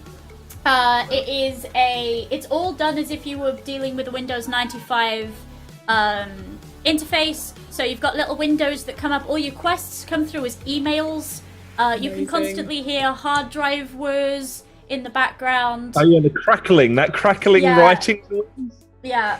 The idea is there's a shadow going across the kingdom, and you have to make it towards the castle in the east, lighting beacons as you go. You're going down through various dungeons to be able to level up. It's all about inventory management, dragging items from one window to another. All your enemies appear as like little IM windows. You press the attack button and they start to move, so you have to keep track of where they are and where your items are, and sometimes they shut the windows so that you don't know where the shit you are on the map anymore. It's actually really neat. It sounds niche and bizarre and nerdy as shit, but I've spent so much time just like sitting on it and like just messing about with it. It's fab. Absolutely fab. It's hard. Yeah, I'm looking at Steam at the moment. It looks awesome. Yeah, it's difficult. Yeah. It's got a bunch of secrets in it. So if you're the sort of person who wants to do multiple runs to find out what's actually going on, there's a bunch of stuff there that you can do. You can make sacrifices at monoliths. You can go underground and defeat cultists. You can be annoyed by phantoms that close all your windows. Got a bit of a Stardew Valley vibe about it as well. Tiny bit of a Stardew Valley vibe, yeah. A little bit, but it's kind of a bit grim underneath this very cutesy kind of overlay. And it's more difficult than it first appears because of the UI, and there are ways to spend currency depending on how well you did last run, making the UI easier to deal with as you go on, which allows you to do more and gain access to more secrets. So like Kingsway, Windows 95, D&D on your own, spooky dooky IM windows rolling around the place. It's good fun. Like my favorite I like it. My favorite part of the whole game is to have the music playing in the game. You have to open the music player and play it. It just something just really satisfying about having it open like an old school Windows Media Player window, going through the playlist and whatever. I know. I just really enjoy that every time. It's good, and it's vaguely cheap, so you know it's good times. It's good times. Awesome. So, every podcast we do this thing where we present a topic to our guests, and we get them to like clash over it and chat it through and things like that. This week's a bit of I disagree! Good! Then I agree! That's what you wanted, right? This week we've got a bit of a weird one. We want you guys to have a little bit of a chat about content creators, specifically through the medium of Twitch, as marketing tools. You know, how do you best move forward with that? Do you guys think that that's a good thing, bad thing? Do you think it's effective, not effective? that whole spiel. And I think the part that really interests me the most as well is how developers or publishers or whoever or PR people should go about doing that content creator sort of acquisition to do that promotion, and who they should be aiming for to do that promotion. Because I've always, it's more and more apparent that the real true big boys are less effective than some of the sort of more mid-size folks than anything else. So like that's another interesting point I think that's worth exploring. But I leave it open to you guys to kind of get the ball rolling. So wait, sorry, you're asking how a Twitch streamer is a valuable marketing tool to developers of video games? Yeah, and any points around that as well, really. We are. I mean, we are. Like, at the moment, like most big brands of any kind, whether it's video games or it's Coca-Cola or it's Nestle or Nike or whatever, they have like 3 different tiers of influencer, which they have they're sort of mega influencers, they have like micro influencers, and then they have kind of a very small lower tier influencer. I don't even know what that's called, but I guess most Twitch broadcasters would be considered a micro influencer. Do you know what I mean? Whether you've got like 1 to 10,000 followers or 1 to 10,000 people who actually buy into what you do. And that's what we are. We're just a whole series of micro influencers. When it comes to a video game, especially if you want to put that out to a much larger consumer audience, then it makes sense to let tens, which becomes hundreds, which could become, 1 million people know about your game by handing out keys to 1,000, And plus, when you've already got the product made, it's not like you're sending out physical product. You're sending out, a game key that costs nothing to do. So, yeah, it's a very easy industry to promote in if you're clever about it.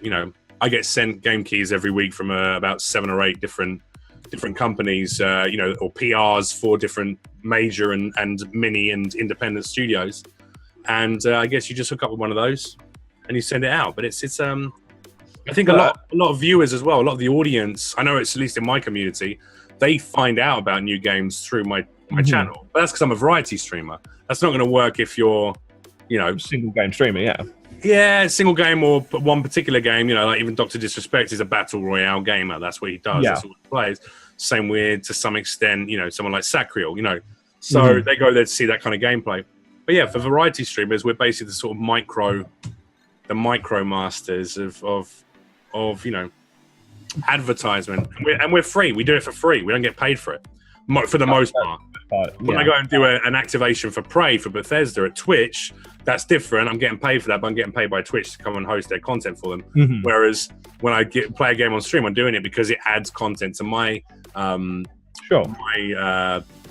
community, and it also, it's good for the company. But yeah, I mean, it's quite. I think it's quite a simple A to B process. There's no real. Yeah, but I think there's more around it that's worth discussing. So, for example, I think it's only within the past couple of years or so that a lot of people have really sort of turned on to the fact that this is like from the other side, from the developer, publisher, PR people side, that they've begun to really turn on to the fact that this works and this is worthwhile pursuing. I disagree, dude. I mean, I think that's not been going on for 2 years. It's been going on for, a lot longer than that. It was going on YouTube. It was going on when it was JTV.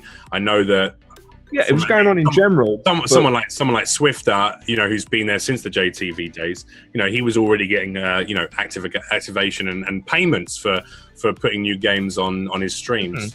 Years and years ago, like 5-6 years ago. But what I mean is there's a lot of companies that either haven't been particularly active with it, or there's a lot of companies that are extremely limiting with who they kind of allow into their circle in order to do so. So let's take someone like EA, for example. I disagree. I don't think that's true. I just think we might not be on their list. Does that make sense? Like, no, I'm on the list for Bethesda stuff, but I know, and Square Enix, but I know I'm not on the list for like Ubisoft, which is ridiculous because they've had me host events for them at fucking Comic-Cons, and I don't get free keys for a lot of their games. And like, so it's just because I'm not on that list. I don't know the right PR person yet at Ubisoft. I haven't really reached out. I haven't thought about doing it. I've got enough games to play. but that's all it is. They're happy to send out free games to everyone, and I think that that's it's a huge part of their advertising, or any kind of activation, project, because they know that you can do the adverts on TV, you can do the adverts in movies, on theatre screens, you can do the adverts in print ads. But ultimately, if you want gamers to know about it, then you get gamers to play your game or to talk about your game prior to it, and that's why YouTube and Twitch is the first and foremost place for that. More young people watch YouTube than they do any national TV station now, or read magazines. Magazines are fucking dead, unfortunately. Okay. I mean, from what I've seen, is there are still, even now, there are some that are have quite strict and high requirements in order to make it into particular circles, in order to get the keys or the promos or what have you. Yeah, they want certain numbers. They want you to have a certain amount of followers or stuff. But you're underestimating the fact that I think now, I don't know, Frank, you'll probably know better than I do, but there's at least, 15,000 partner streamers? There's probably more than that now, I'm sure. Well, but there was certainly... over 20. Yeah, is it 20 now? Is it 20,000? That's a public figure. There's over 20,000. So you think about that, 20,000 streamers across the globe, and there's a huge amount more affiliated streamers now as well. Just because we're not on that list, I guarantee there's at least a couple of thousand getting those game keys, and that's all the eyes they need on it. If those couple of thousand top tier people do it, that's enough. That's enough eyes. That's enough views on it. If I bring in 100 to 200 concurrent, for some companies they're like, no, we don't need 200 viewers seeing this. There's other companies that are smaller. The smaller indie developers will actively go after who plays the game that is most like the game we're about to release. Let's find those streamers. Let's go to Twitch and click on the various games and see who are the top ranked gamers there. All right, this guy's only got 200 viewers, but that's 200 viewers for Stardew Valley, and I know that I'm releasing a game that is a lovely little 8-bit fucking or 16-bit, pixelated, sweet story game, based game, and I'm gonna hit this person up, and then they'll reach out directly. It's amazing how many people do that. But yeah, I think we've always been. I think gamers sell games to other gamers. What we're doing right now, we're talking about games, right? Talking about games whilst a load of gamers watch us. It's that's always what it's been. Like any facet of the art world, which I do believe that gaming is an important artistic and creative fucking pursuit. We talk about our art. Like people sit around and talk about films, and people who like poetry sit around in berets and smoke cigarettes. Sam, you just look so depressed, and you just were like this, and then you blew the smoke out, and you were just like skills. It was like a sad dragon. That's but yeah. But that's I think like gamers sharing games with their communities is always going to be the first and foremost thing that companies will worry about. But they know it's easy to do. They don't have to fucking pay money for most people. I will take a free copy of of a game. I won't go and host an event for a game without being paid. Yeah. That's the difference. But even that puts me in a very small group amongst streamers. And with 20,000 of them, I know there's less than 1,000 who are getting regular hosting gigs. I know that out of those 20,000 though, 20,000 will be getting free game keys of some sort. Does that make sense? Yeah. I'm with you. I get you. So you've talked about sort of Ubisoft and EA and who have you, but it's super.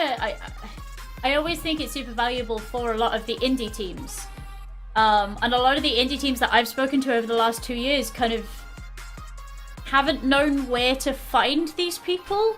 Really? Yeah. You go to these. Are their games failures? Because they should be. No, because they find streamers who will help them and point them in the right direction of like, this is how.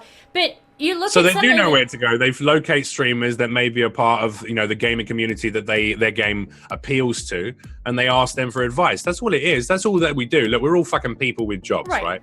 All of our jobs might be different things. Ours is entertaining people on a daily basis. It's. If you work for a games company and you know about coding and developing characters, or you render 3D models, that might be your job. But if you're a small team, either you stump up a few, couple of grand to get a PR person to send the games out to various people who knows about their world, or you just learn it. You go, all right, well, how would I tell people about it? I guess I go and look at other games that like mine, see who's playing them, who's got the most viewing figures, and hit those people up with private messages. And that's the kind of message I've had. I don't think it's. I think if you're releasing a game and you have zero business acumen to the point where you can't even. No, I'm talking about like you go to an event and you hand a card over to somebody, and then you have, we'd love you to play the game. Do you know anybody else who's interested? And you kind of take that conversation from there. And very often, a lot of the small, and we're talking the small teams now, kind of who haven't seen as much Twitch as other people, they don't kind of. They don't know who to go to. I think if you're a game developer, the idea that you don't know what Twitch is as a game developer is ridiculous.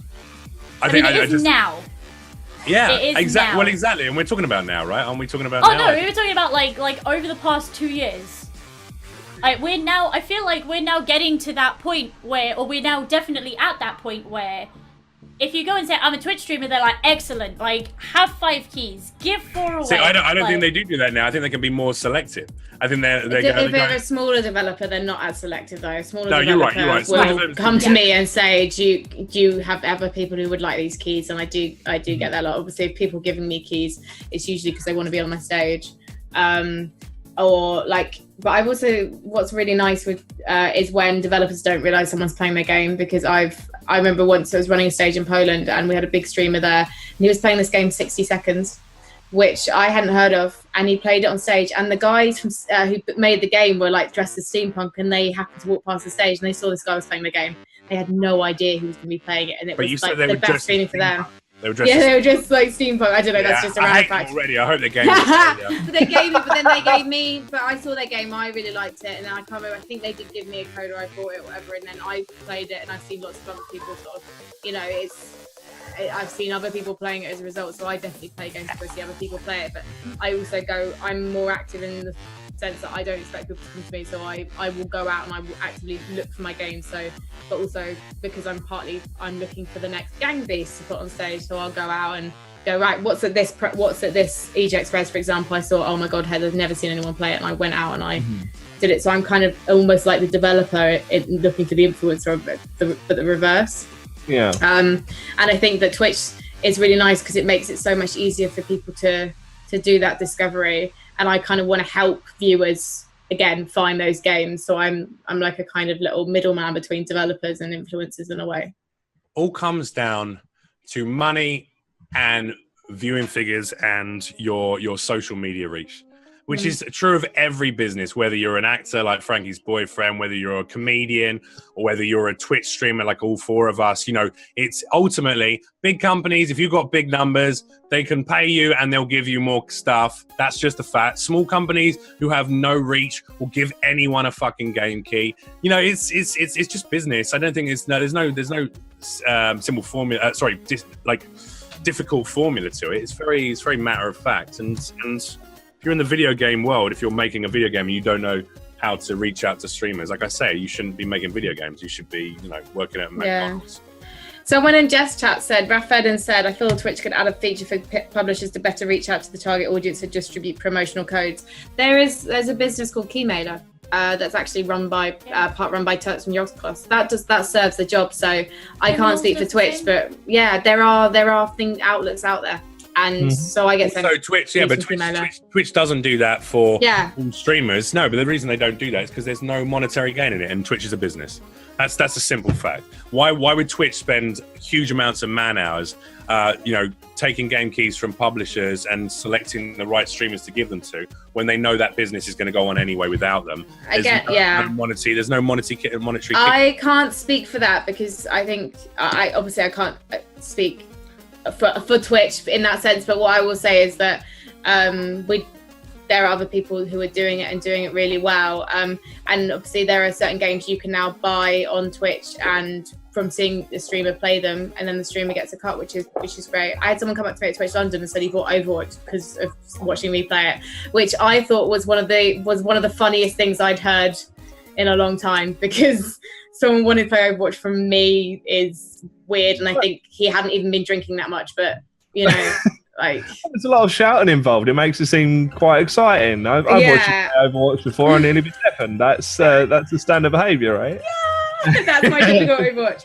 I have cried playing Overwatch, and that was when we won. So I really miss. I play it with work. Yeah, I was getting frame drops and I was playing Mercy, and I didn't think I was going to be able to do it, and then we won. Res. Nice. But yeah, we play it well. We're team over lunch. There's a PUBG team. There's an over lunch team.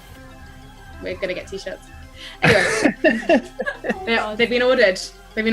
Aww. And then I guess the other part that I want to kind of span into is, where do you think the return on investment kind of, I don't know, like the where it kind of rests at the best point for people reaching out to content creators? Because from what I've heard from talking to developers at varying different stages, you know, like quite big, quite small, that, you know, if you're going after one of the larger content creators, typically they'll ask for some kind of reimbursement in order to create that content around your title or whatever else.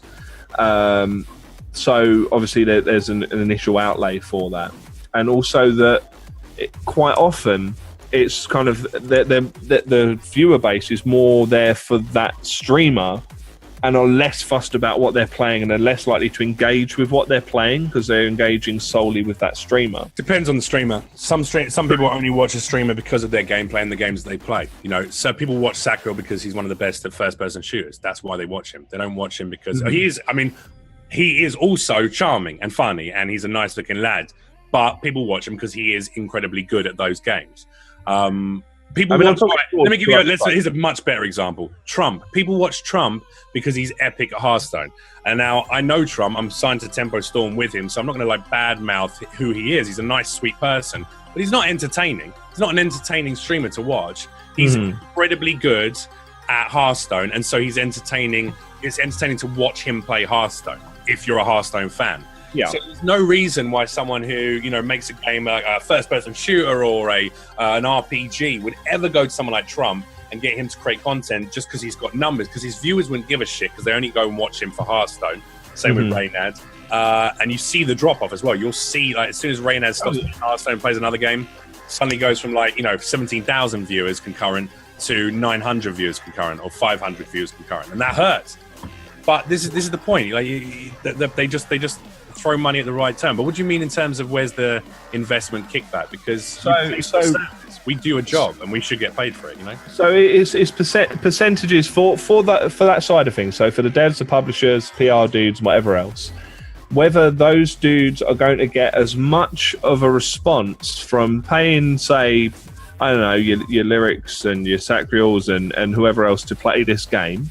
Yeah. Well, you should never do that. You should never do that. But that is a thing that occurs. No, I mean, well, of course, Lyric gets, you know, sort of paid spots, etc. But for the most part, you should never pay the biggest streamers to play your games. You're much better off financially, and I think they know this already, is to go for the micro influencers. That makes more sense because they, first of all, have a fan base who give a shit.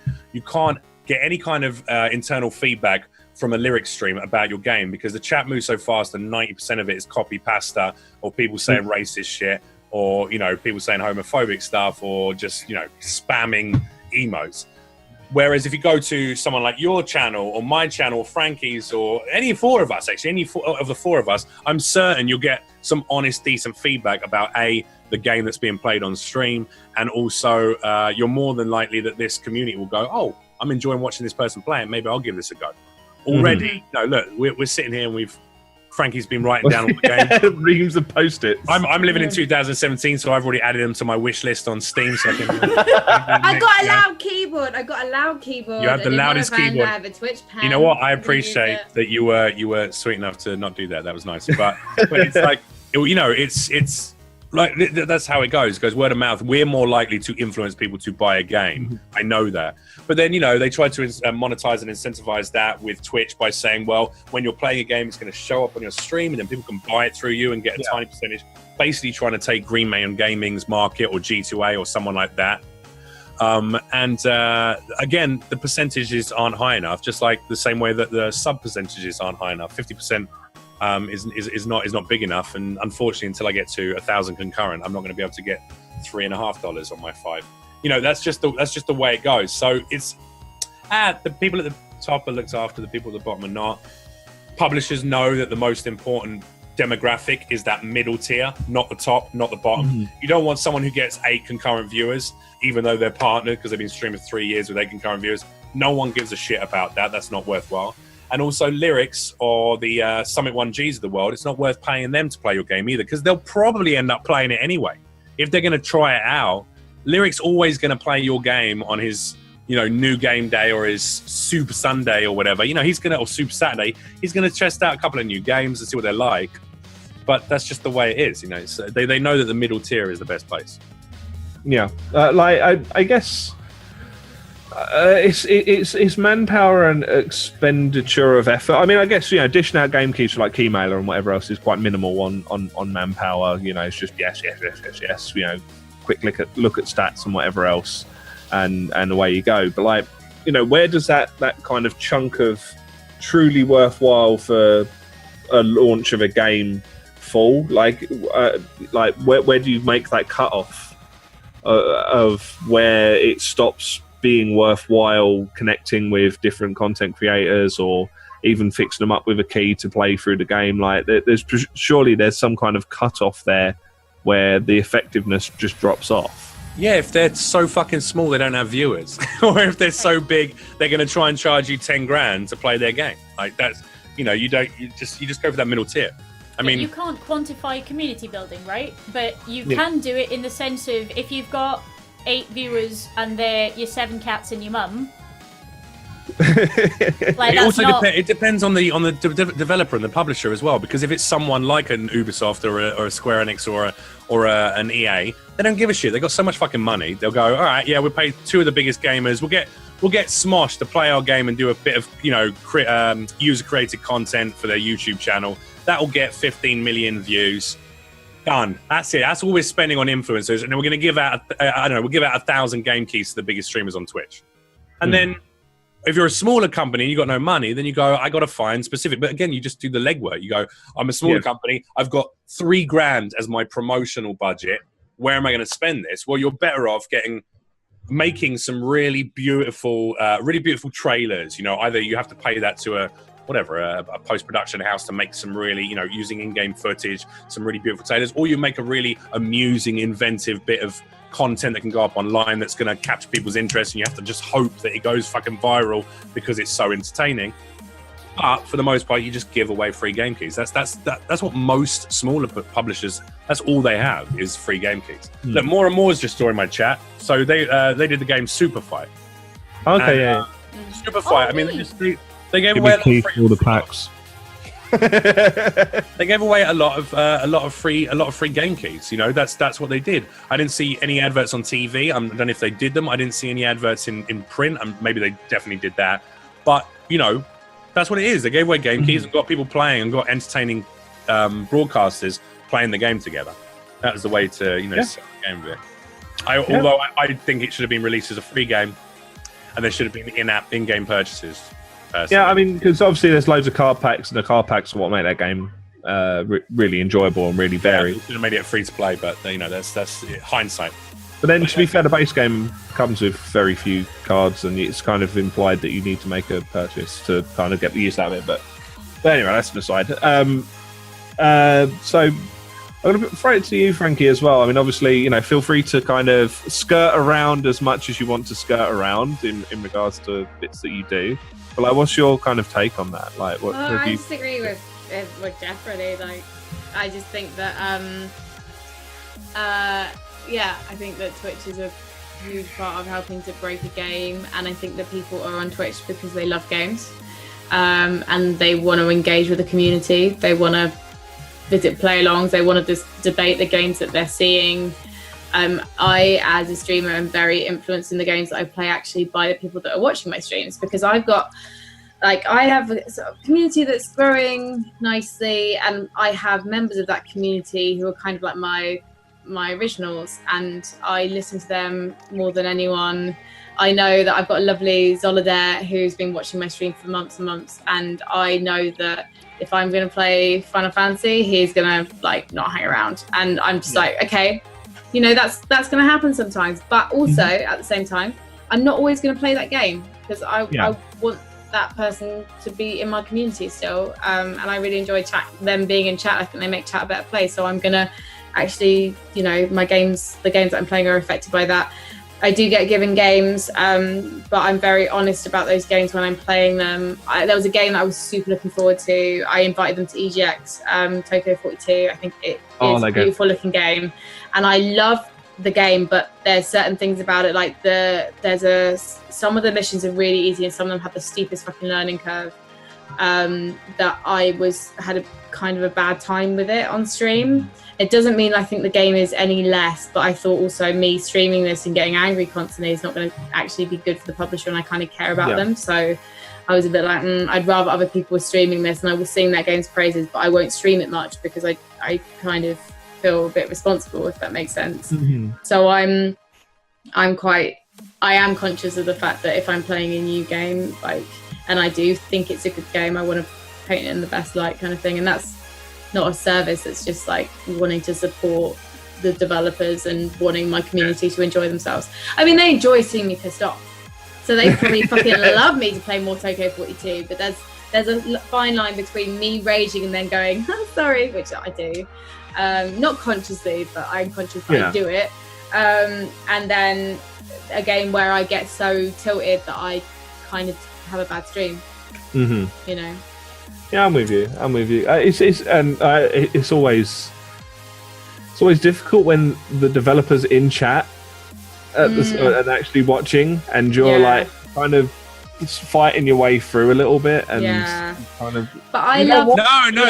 That's a great time for them to be there. I love developers being there. I particularly like if they're available in multiplayer. Like very early on, before I even got like hyperoptic and my upload speed was like 0.68, I was playing Filthy Luca, which I used to work with like the CEO of Fabric Games who made that at BBC, so I knew he was making a game. So I was like, I want to play it, and that was great. That was the first game I was kind of given to play on Twitch. And the developer was in chat, and then one of the other developers played multiplayer with me online, and that was great because, like, I sound stupid, but it kind of did make me feel a bit special that they were actually spending that time with me as a streamer, and I think that's one of the best things that developers can do, because it's not just about the game you're releasing, it's to some extent about the studio and the attitude of the studio. It's nice to know that people give us, like the people who are making the game, give a solitary fuck about what the people playing it. You know, like that's why I think it's a perfect time for a developer to be in your chat when you're making, as long as you're making constructive criticism. If you're just being an asshole about their game, then you know they'll probably go, well, I'm not going to send this person a game key ever again. Do you know what I mean? Yeah. But if you're in there, like where there was feedback, you know, the guys at Superfight definitely took feedback from myself and other streamers whilst we were playing. Vermintide as well, Warhammer Vermintide. Those team amazing. Those guys amazing. They gave a shit. They did an interview whilst we were playing it. So it's like. That's a perfect time for a developer to be there, is while you're playing it and being honest about it. It's just that this is the problem. If people were a smaller streamer, and we have this thing, and it's not going to happen unless all streamers were unionized, which is never going to happen. Never going to happen. But if someone had the time, the inclination, it's like trying to unionize comedians. It's very fucking difficult. Because people are very focused on their solitary achievements and goals and what they want to get out of something, rather than worrying about the greater good of what everyone wants. If we were unionized, streamers would have certain situations, protocols in place to stop them being so overtly grateful for a fucking game key, which costs a studio nothing, will only help advertise their game. I'm sure you don't want to dilute the unique quality or the accessibility of your product by giving it to fucking everyone. But at the same point, you don't need to be grateful to receive a game key. You stream for a living, you're going to talk about the game, you're going to play that game, you're going to show that to a whole load of new viewers. That should be something that comes to you naturally. And they should do more to reach out to smaller streamers. This is the problem though, as smaller streamers, people are just like, well, God, I got a game key. It's like, motherfucker, you should get a game key and you should get a t-shirt so you can wear it on stream. Like, you should be getting So when a studio actually cares about having that involvement with their community, and either they do that by having I mean, Twitch has their own community people, you know, as a company. Every game company that is worth its weight in gold has, you know, a community team, people who are constantly reaching out, trying to involve new viewers, trying to involve new players, trying to get feedback from the community about how the game is succeeding and failing. And it's the failing they should really be worrying about. You know, which is why PlayerUnknown is good. I think he's taken a hell of a lot of feedback on, and he's made developments exceptionally quickly. Plus, he backlogged them. I know he's a clever boy, and I guarantee he released a game that had already been way more developed. He wanted to terrify H1Z1, and he did it. And then they were like, "Oh, let's scramble to make a couple of updates." They scrambled to make a couple of updates, and he went, "Oh, great!" And he released 3 more updates that he'd already had done. He already had them done. He basically made his game. He'd already made his game 50% better, but released it 50% worse, and then added things. Boom, boom, boom, boom. So H1Z1 couldn't keep up. And they were like, "Whoa!" And they're floundering, even though they're a much bigger studio, much bigger employee base. So that's the way to do it. Like, you know, you listen to your community, you listen to your fans, you listen to people playing the games, and any decent company will do that. Problem is, streamers think that we have to be overtly grateful for that. I'm always going to say thank you if you give me a free game key, because my mum brought me up right and give me a slap around the head if I didn't. However, I'm not going to say your game is amazing if I don't believe it is. I will play it, I will assess it, I'll go, this is a great mechanic. That could do with work. You know what, this bit is a bit clunky. If that was sorted out, it'd be amazing. And if the developers listen, they're the best kind of people in the gaming industry, in my opinion. For sure. And it gives you credibility moving forward as well. You know, you are then known as this person who has constructive feedback to give, who isn't afraid to say, hey, wasn't so fussed on that, especially if you can then say, here's what I would want to see. Without getting way too philosophical and taking it on a complete tangent, which I know you certainly won't want to do. You know, we're living in an age right now where we have to be very careful about what we say to everyone about everything. You know, overtly PC culture. I'm a liberal lefty to the hardcore. You know, I'm an equalitist of every facet, and yet I still can say, oh well, this is shit, or I think that's ridiculous, or I think that attitude is wrong, and I'm not going to be upset to do that. But that's my personal personality, and that's also based on probably my career as a comedian, where my job to test things, you know, and to pull bullshit when I see it.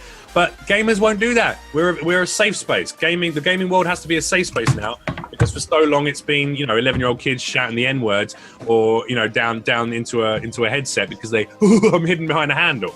You know, that's bullshit. But then so is, you know, just appeasing everyone and being nice to everyone because you think that that's the way you have to be liked in a world. Nah, fuck that.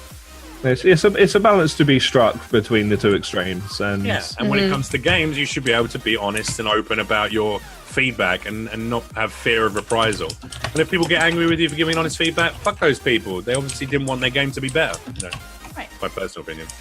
Right. Yeah, because I mean, a lot of streamers that, you know, we're always talking about the fact that you can't say anything bad because you might get blacklisted. If you get blacklisted by a company for doing your job in probably the most correct way that you can, do you really want to work with those people in the future anyway? Like, no matter how good your game is, I could not give less of a shit about your game in that situation. Like, I don't care. I will not buy it to play it for myself. I know.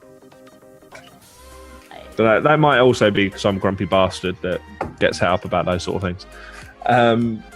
Okay, cool. I think we've I think we did that. We talked about it. Yeah. I think there's. I think even if there's no kind of like revolutionary, oh my god, like let's change a complete mindset around it. I think it's a subject that's not like readily. There's not a ready sort of level of knowledge around necessarily from multiple sources. So I think it's a conversation worth having, and I think it's been worth exploring. So that's why we did. All that really remains is to find out what our fine people are doing this week. So, Mr. Jeff, what is your schedule? What are your plans for this week? What are you getting up to? I stream 6 days a week. I start at 10 a.m. PST, which is 1 p.m. EST. I do 2 hours of IRL watch where we go and scroll through the IRL tab on Twitch. We find interesting people. We avoid all the booby streamers and the fuckboys, and we basically find real streamers doing decent stuff on IRL, like playing music, singing songs, painting, creating stuff. People who seem funny. We also like to go to the very bottom of the stream, of the list, and find people with 0 viewers to 5 viewers, and then we normally take them up to, I don't know, hundreds or thousands of followers if they're nice people, if they seem interesting, and we try and collaborate with them. So we've had like rap battles, we've had dance-offs, we've had draw-offs, we've had a Golden Voice of Twitch competition with Bad Bad Robot and some other people on a couple of occasions. The third one's coming up this week. The third and final one. We've had makeup tutorials. We've done all sorts of silliness. So that's the first 2 hours. Then I take a break for 3 hours and I come back in the afternoon from 4 p.m. in the afternoon until the evening, and we play gameplay. So right now we're playing some XCOM, playing through the 2 XCOM games. Kicking off with the first. We've been in that for a few days now, going to the second one. And we also play PUBG as well and get some serious chicken dinners. Cobra Squad for life. So that's what's going on my stream at the moment. 6 days a week. Sundays is my day off, so come and join me. Hit the follow button if you like any of that stuff. And if you don't, go fuck yourselves. Sounds good. And Frankie, what are you up to this week? I just opened my calendar because I'm a geek. So, hey, I'm on Twitch. Self-explanatory. So Monday, I'm going to be watching Game of Thrones.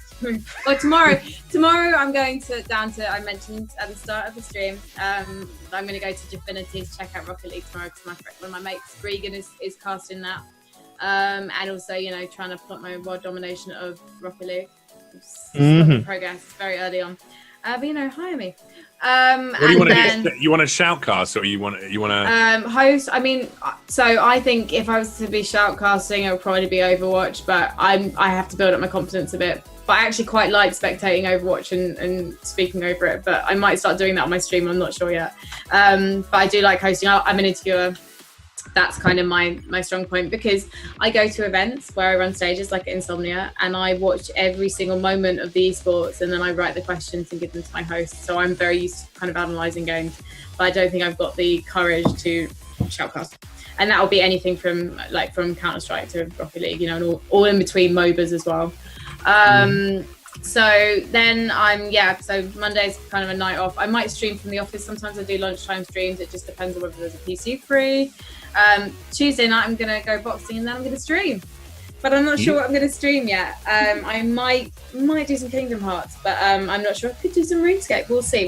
Then it's He Who Must Not Be Named birthday thing on Wednesday. We actually might be going to an opera because someone is going to give us some free tickets. You're going to Voldemort's birthday? It's my boyfriend's early birthday party, because the reason I have to go and see him and celebrate... You're going out with Voldemort? I am going out with Voldemort. I'm going out with Ranulph Fiennes. Now I get it. All right, I get it now. It's okay that he doesn't game. Because he's got that magic wand, right? Magic wand, Anyway, so I'm a Dementor. So I just life from people. Anyway, that could be taken really out of context. So that's Wednesday. I'm really terrible for streams this week. But then on Thursday, I'm heading off to the Lake District because Twitch are covering Kendall Calling. So Kendall Calling are going to be streaming the main stage and a couple of other stages. And I'm going to be down there basically filming. You're a stream tease. That's what you are. You're a stream tease. You're like, basically, you can't watch me for a week and a half, but then I'll come. It'll be worth it. Yeah, I'm the worst Twitch fan. But it'll be great. You'll love it. Yeah, I'm going to do some IRLs from Kendall Calling if I can get the Wi-Fi to work, because obviously I did a couple of IRLs from Blue Dot Festival, but it was kind of touch and go with the Wi-Fi. So we'll see if I can get up and going at Kendall Calling, and I will IRL from the day job. Just get yourself a mobile hotspot and an iPad, and you can do it. Yeah, there you go. Yeah, my phone. I love the new Twitch app. It's great. And then I should be back to normal the following week. Actually, the following week's a lot calmer, so I'm going to actually do some more streams. I think I'm gonna try and stream some stuff. I think we caught you on a bad week for asking for your schedule, really. I know, I was thinking that before I came out. Yeah, maybe I'll do some music as well. I need to work up the courage to do some opera and stuff. Kind of, yeah. Maybe do some songs. Good bit of variety. I like it. Thanks. Pip. Yes. What's the plan? I'm not going home till Monday. So Tuesday. Wait, where are you, Pip? Where are you right now? So I'm in London. I'm in the room underneath Sam right now. Wait, prove it. Bang on the floor. Well, no, I was going to say on the building as well. Dude, bang on the floor so I can hear it in her room. Shout. Like, my shouting will not reach all the way.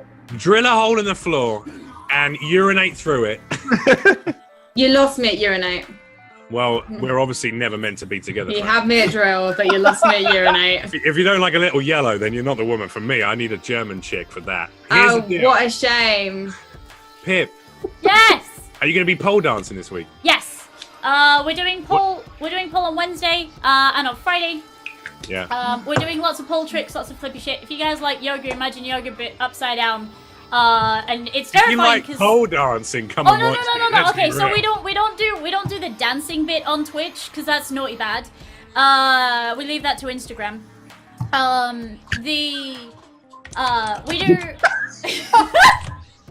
We do pole tricks. So we do upside down flips and shit like that. We do that on Twitch on Wednesday mornings and Friday mornings. The rest of it is gameplay. Fuck. Hey, it's too late now. You've planted the seed. Just roll on. Pretend it's not happening. Go on. Tuesday is gameplay day. We have a new MMO to do. We've got Fortnite to do, and we've got some other shit to do. So we're going to be doing that on Tuesday, on Wednesday afternoon, on Thursday, and on Friday afternoon. Wednesday morning, we're going to do flippy combinations, and I might land on my face. That's going to be great. Friday's flippy combinations, I actually probably am going to land on my fucking face. So make sure you watch that. And then podcast on Saturday, and I get to sleep all day Sunday because... Yeah. Some of these videos are really quite funny on your Instagram as well. That worries me immensely. What? Is it the one of a cat joining in on the pole dancing? That's the best one. That's my favourite video ever, is my tiny little cat trying to do pole dancing. He's the fucking cutest. Like, he's actually the fucking cutest. This little sweetie, this little sweetheart, look at the little sweet thing. Oh, he's not so small anymore, but yes. Yeah, he's the cutest. He's the fucking cutest. That's my cat. He needs his own fucking Instagram for his pole dancing, because his pole dancing is like 1,000 times better than mine. Start tutoring you. Like, yeah, he's good. He's good. Cool. But yeah, no, flippy shit on Tuesday and Friday. Wednesday and Friday. Fuck. If that's your kind of bag. If you think pole dancing is easy, come watch me fall on my face repeatedly. And then we do boring gameplay like every other fucking variety streamer. So yeah, that's my week. Damn. Apparently, I'm gonna get my face burnt off because look. What is this? I'm literally like being melted by. You're like this... Harvey Dent. I know, right? Like this. Well, it actually hurt to open my eye wide. Then Jesus. My plan for this week is just throw out some random streams of stuff and things. I want to do some Kingsway. I want to do some more Behold the Kickman because that's a top meme.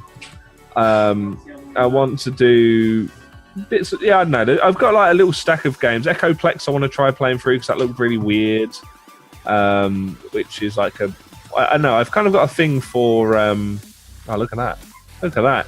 That's what you need. That's the reason to have a boyfriend right there. Is just like portable blinds. Perfect.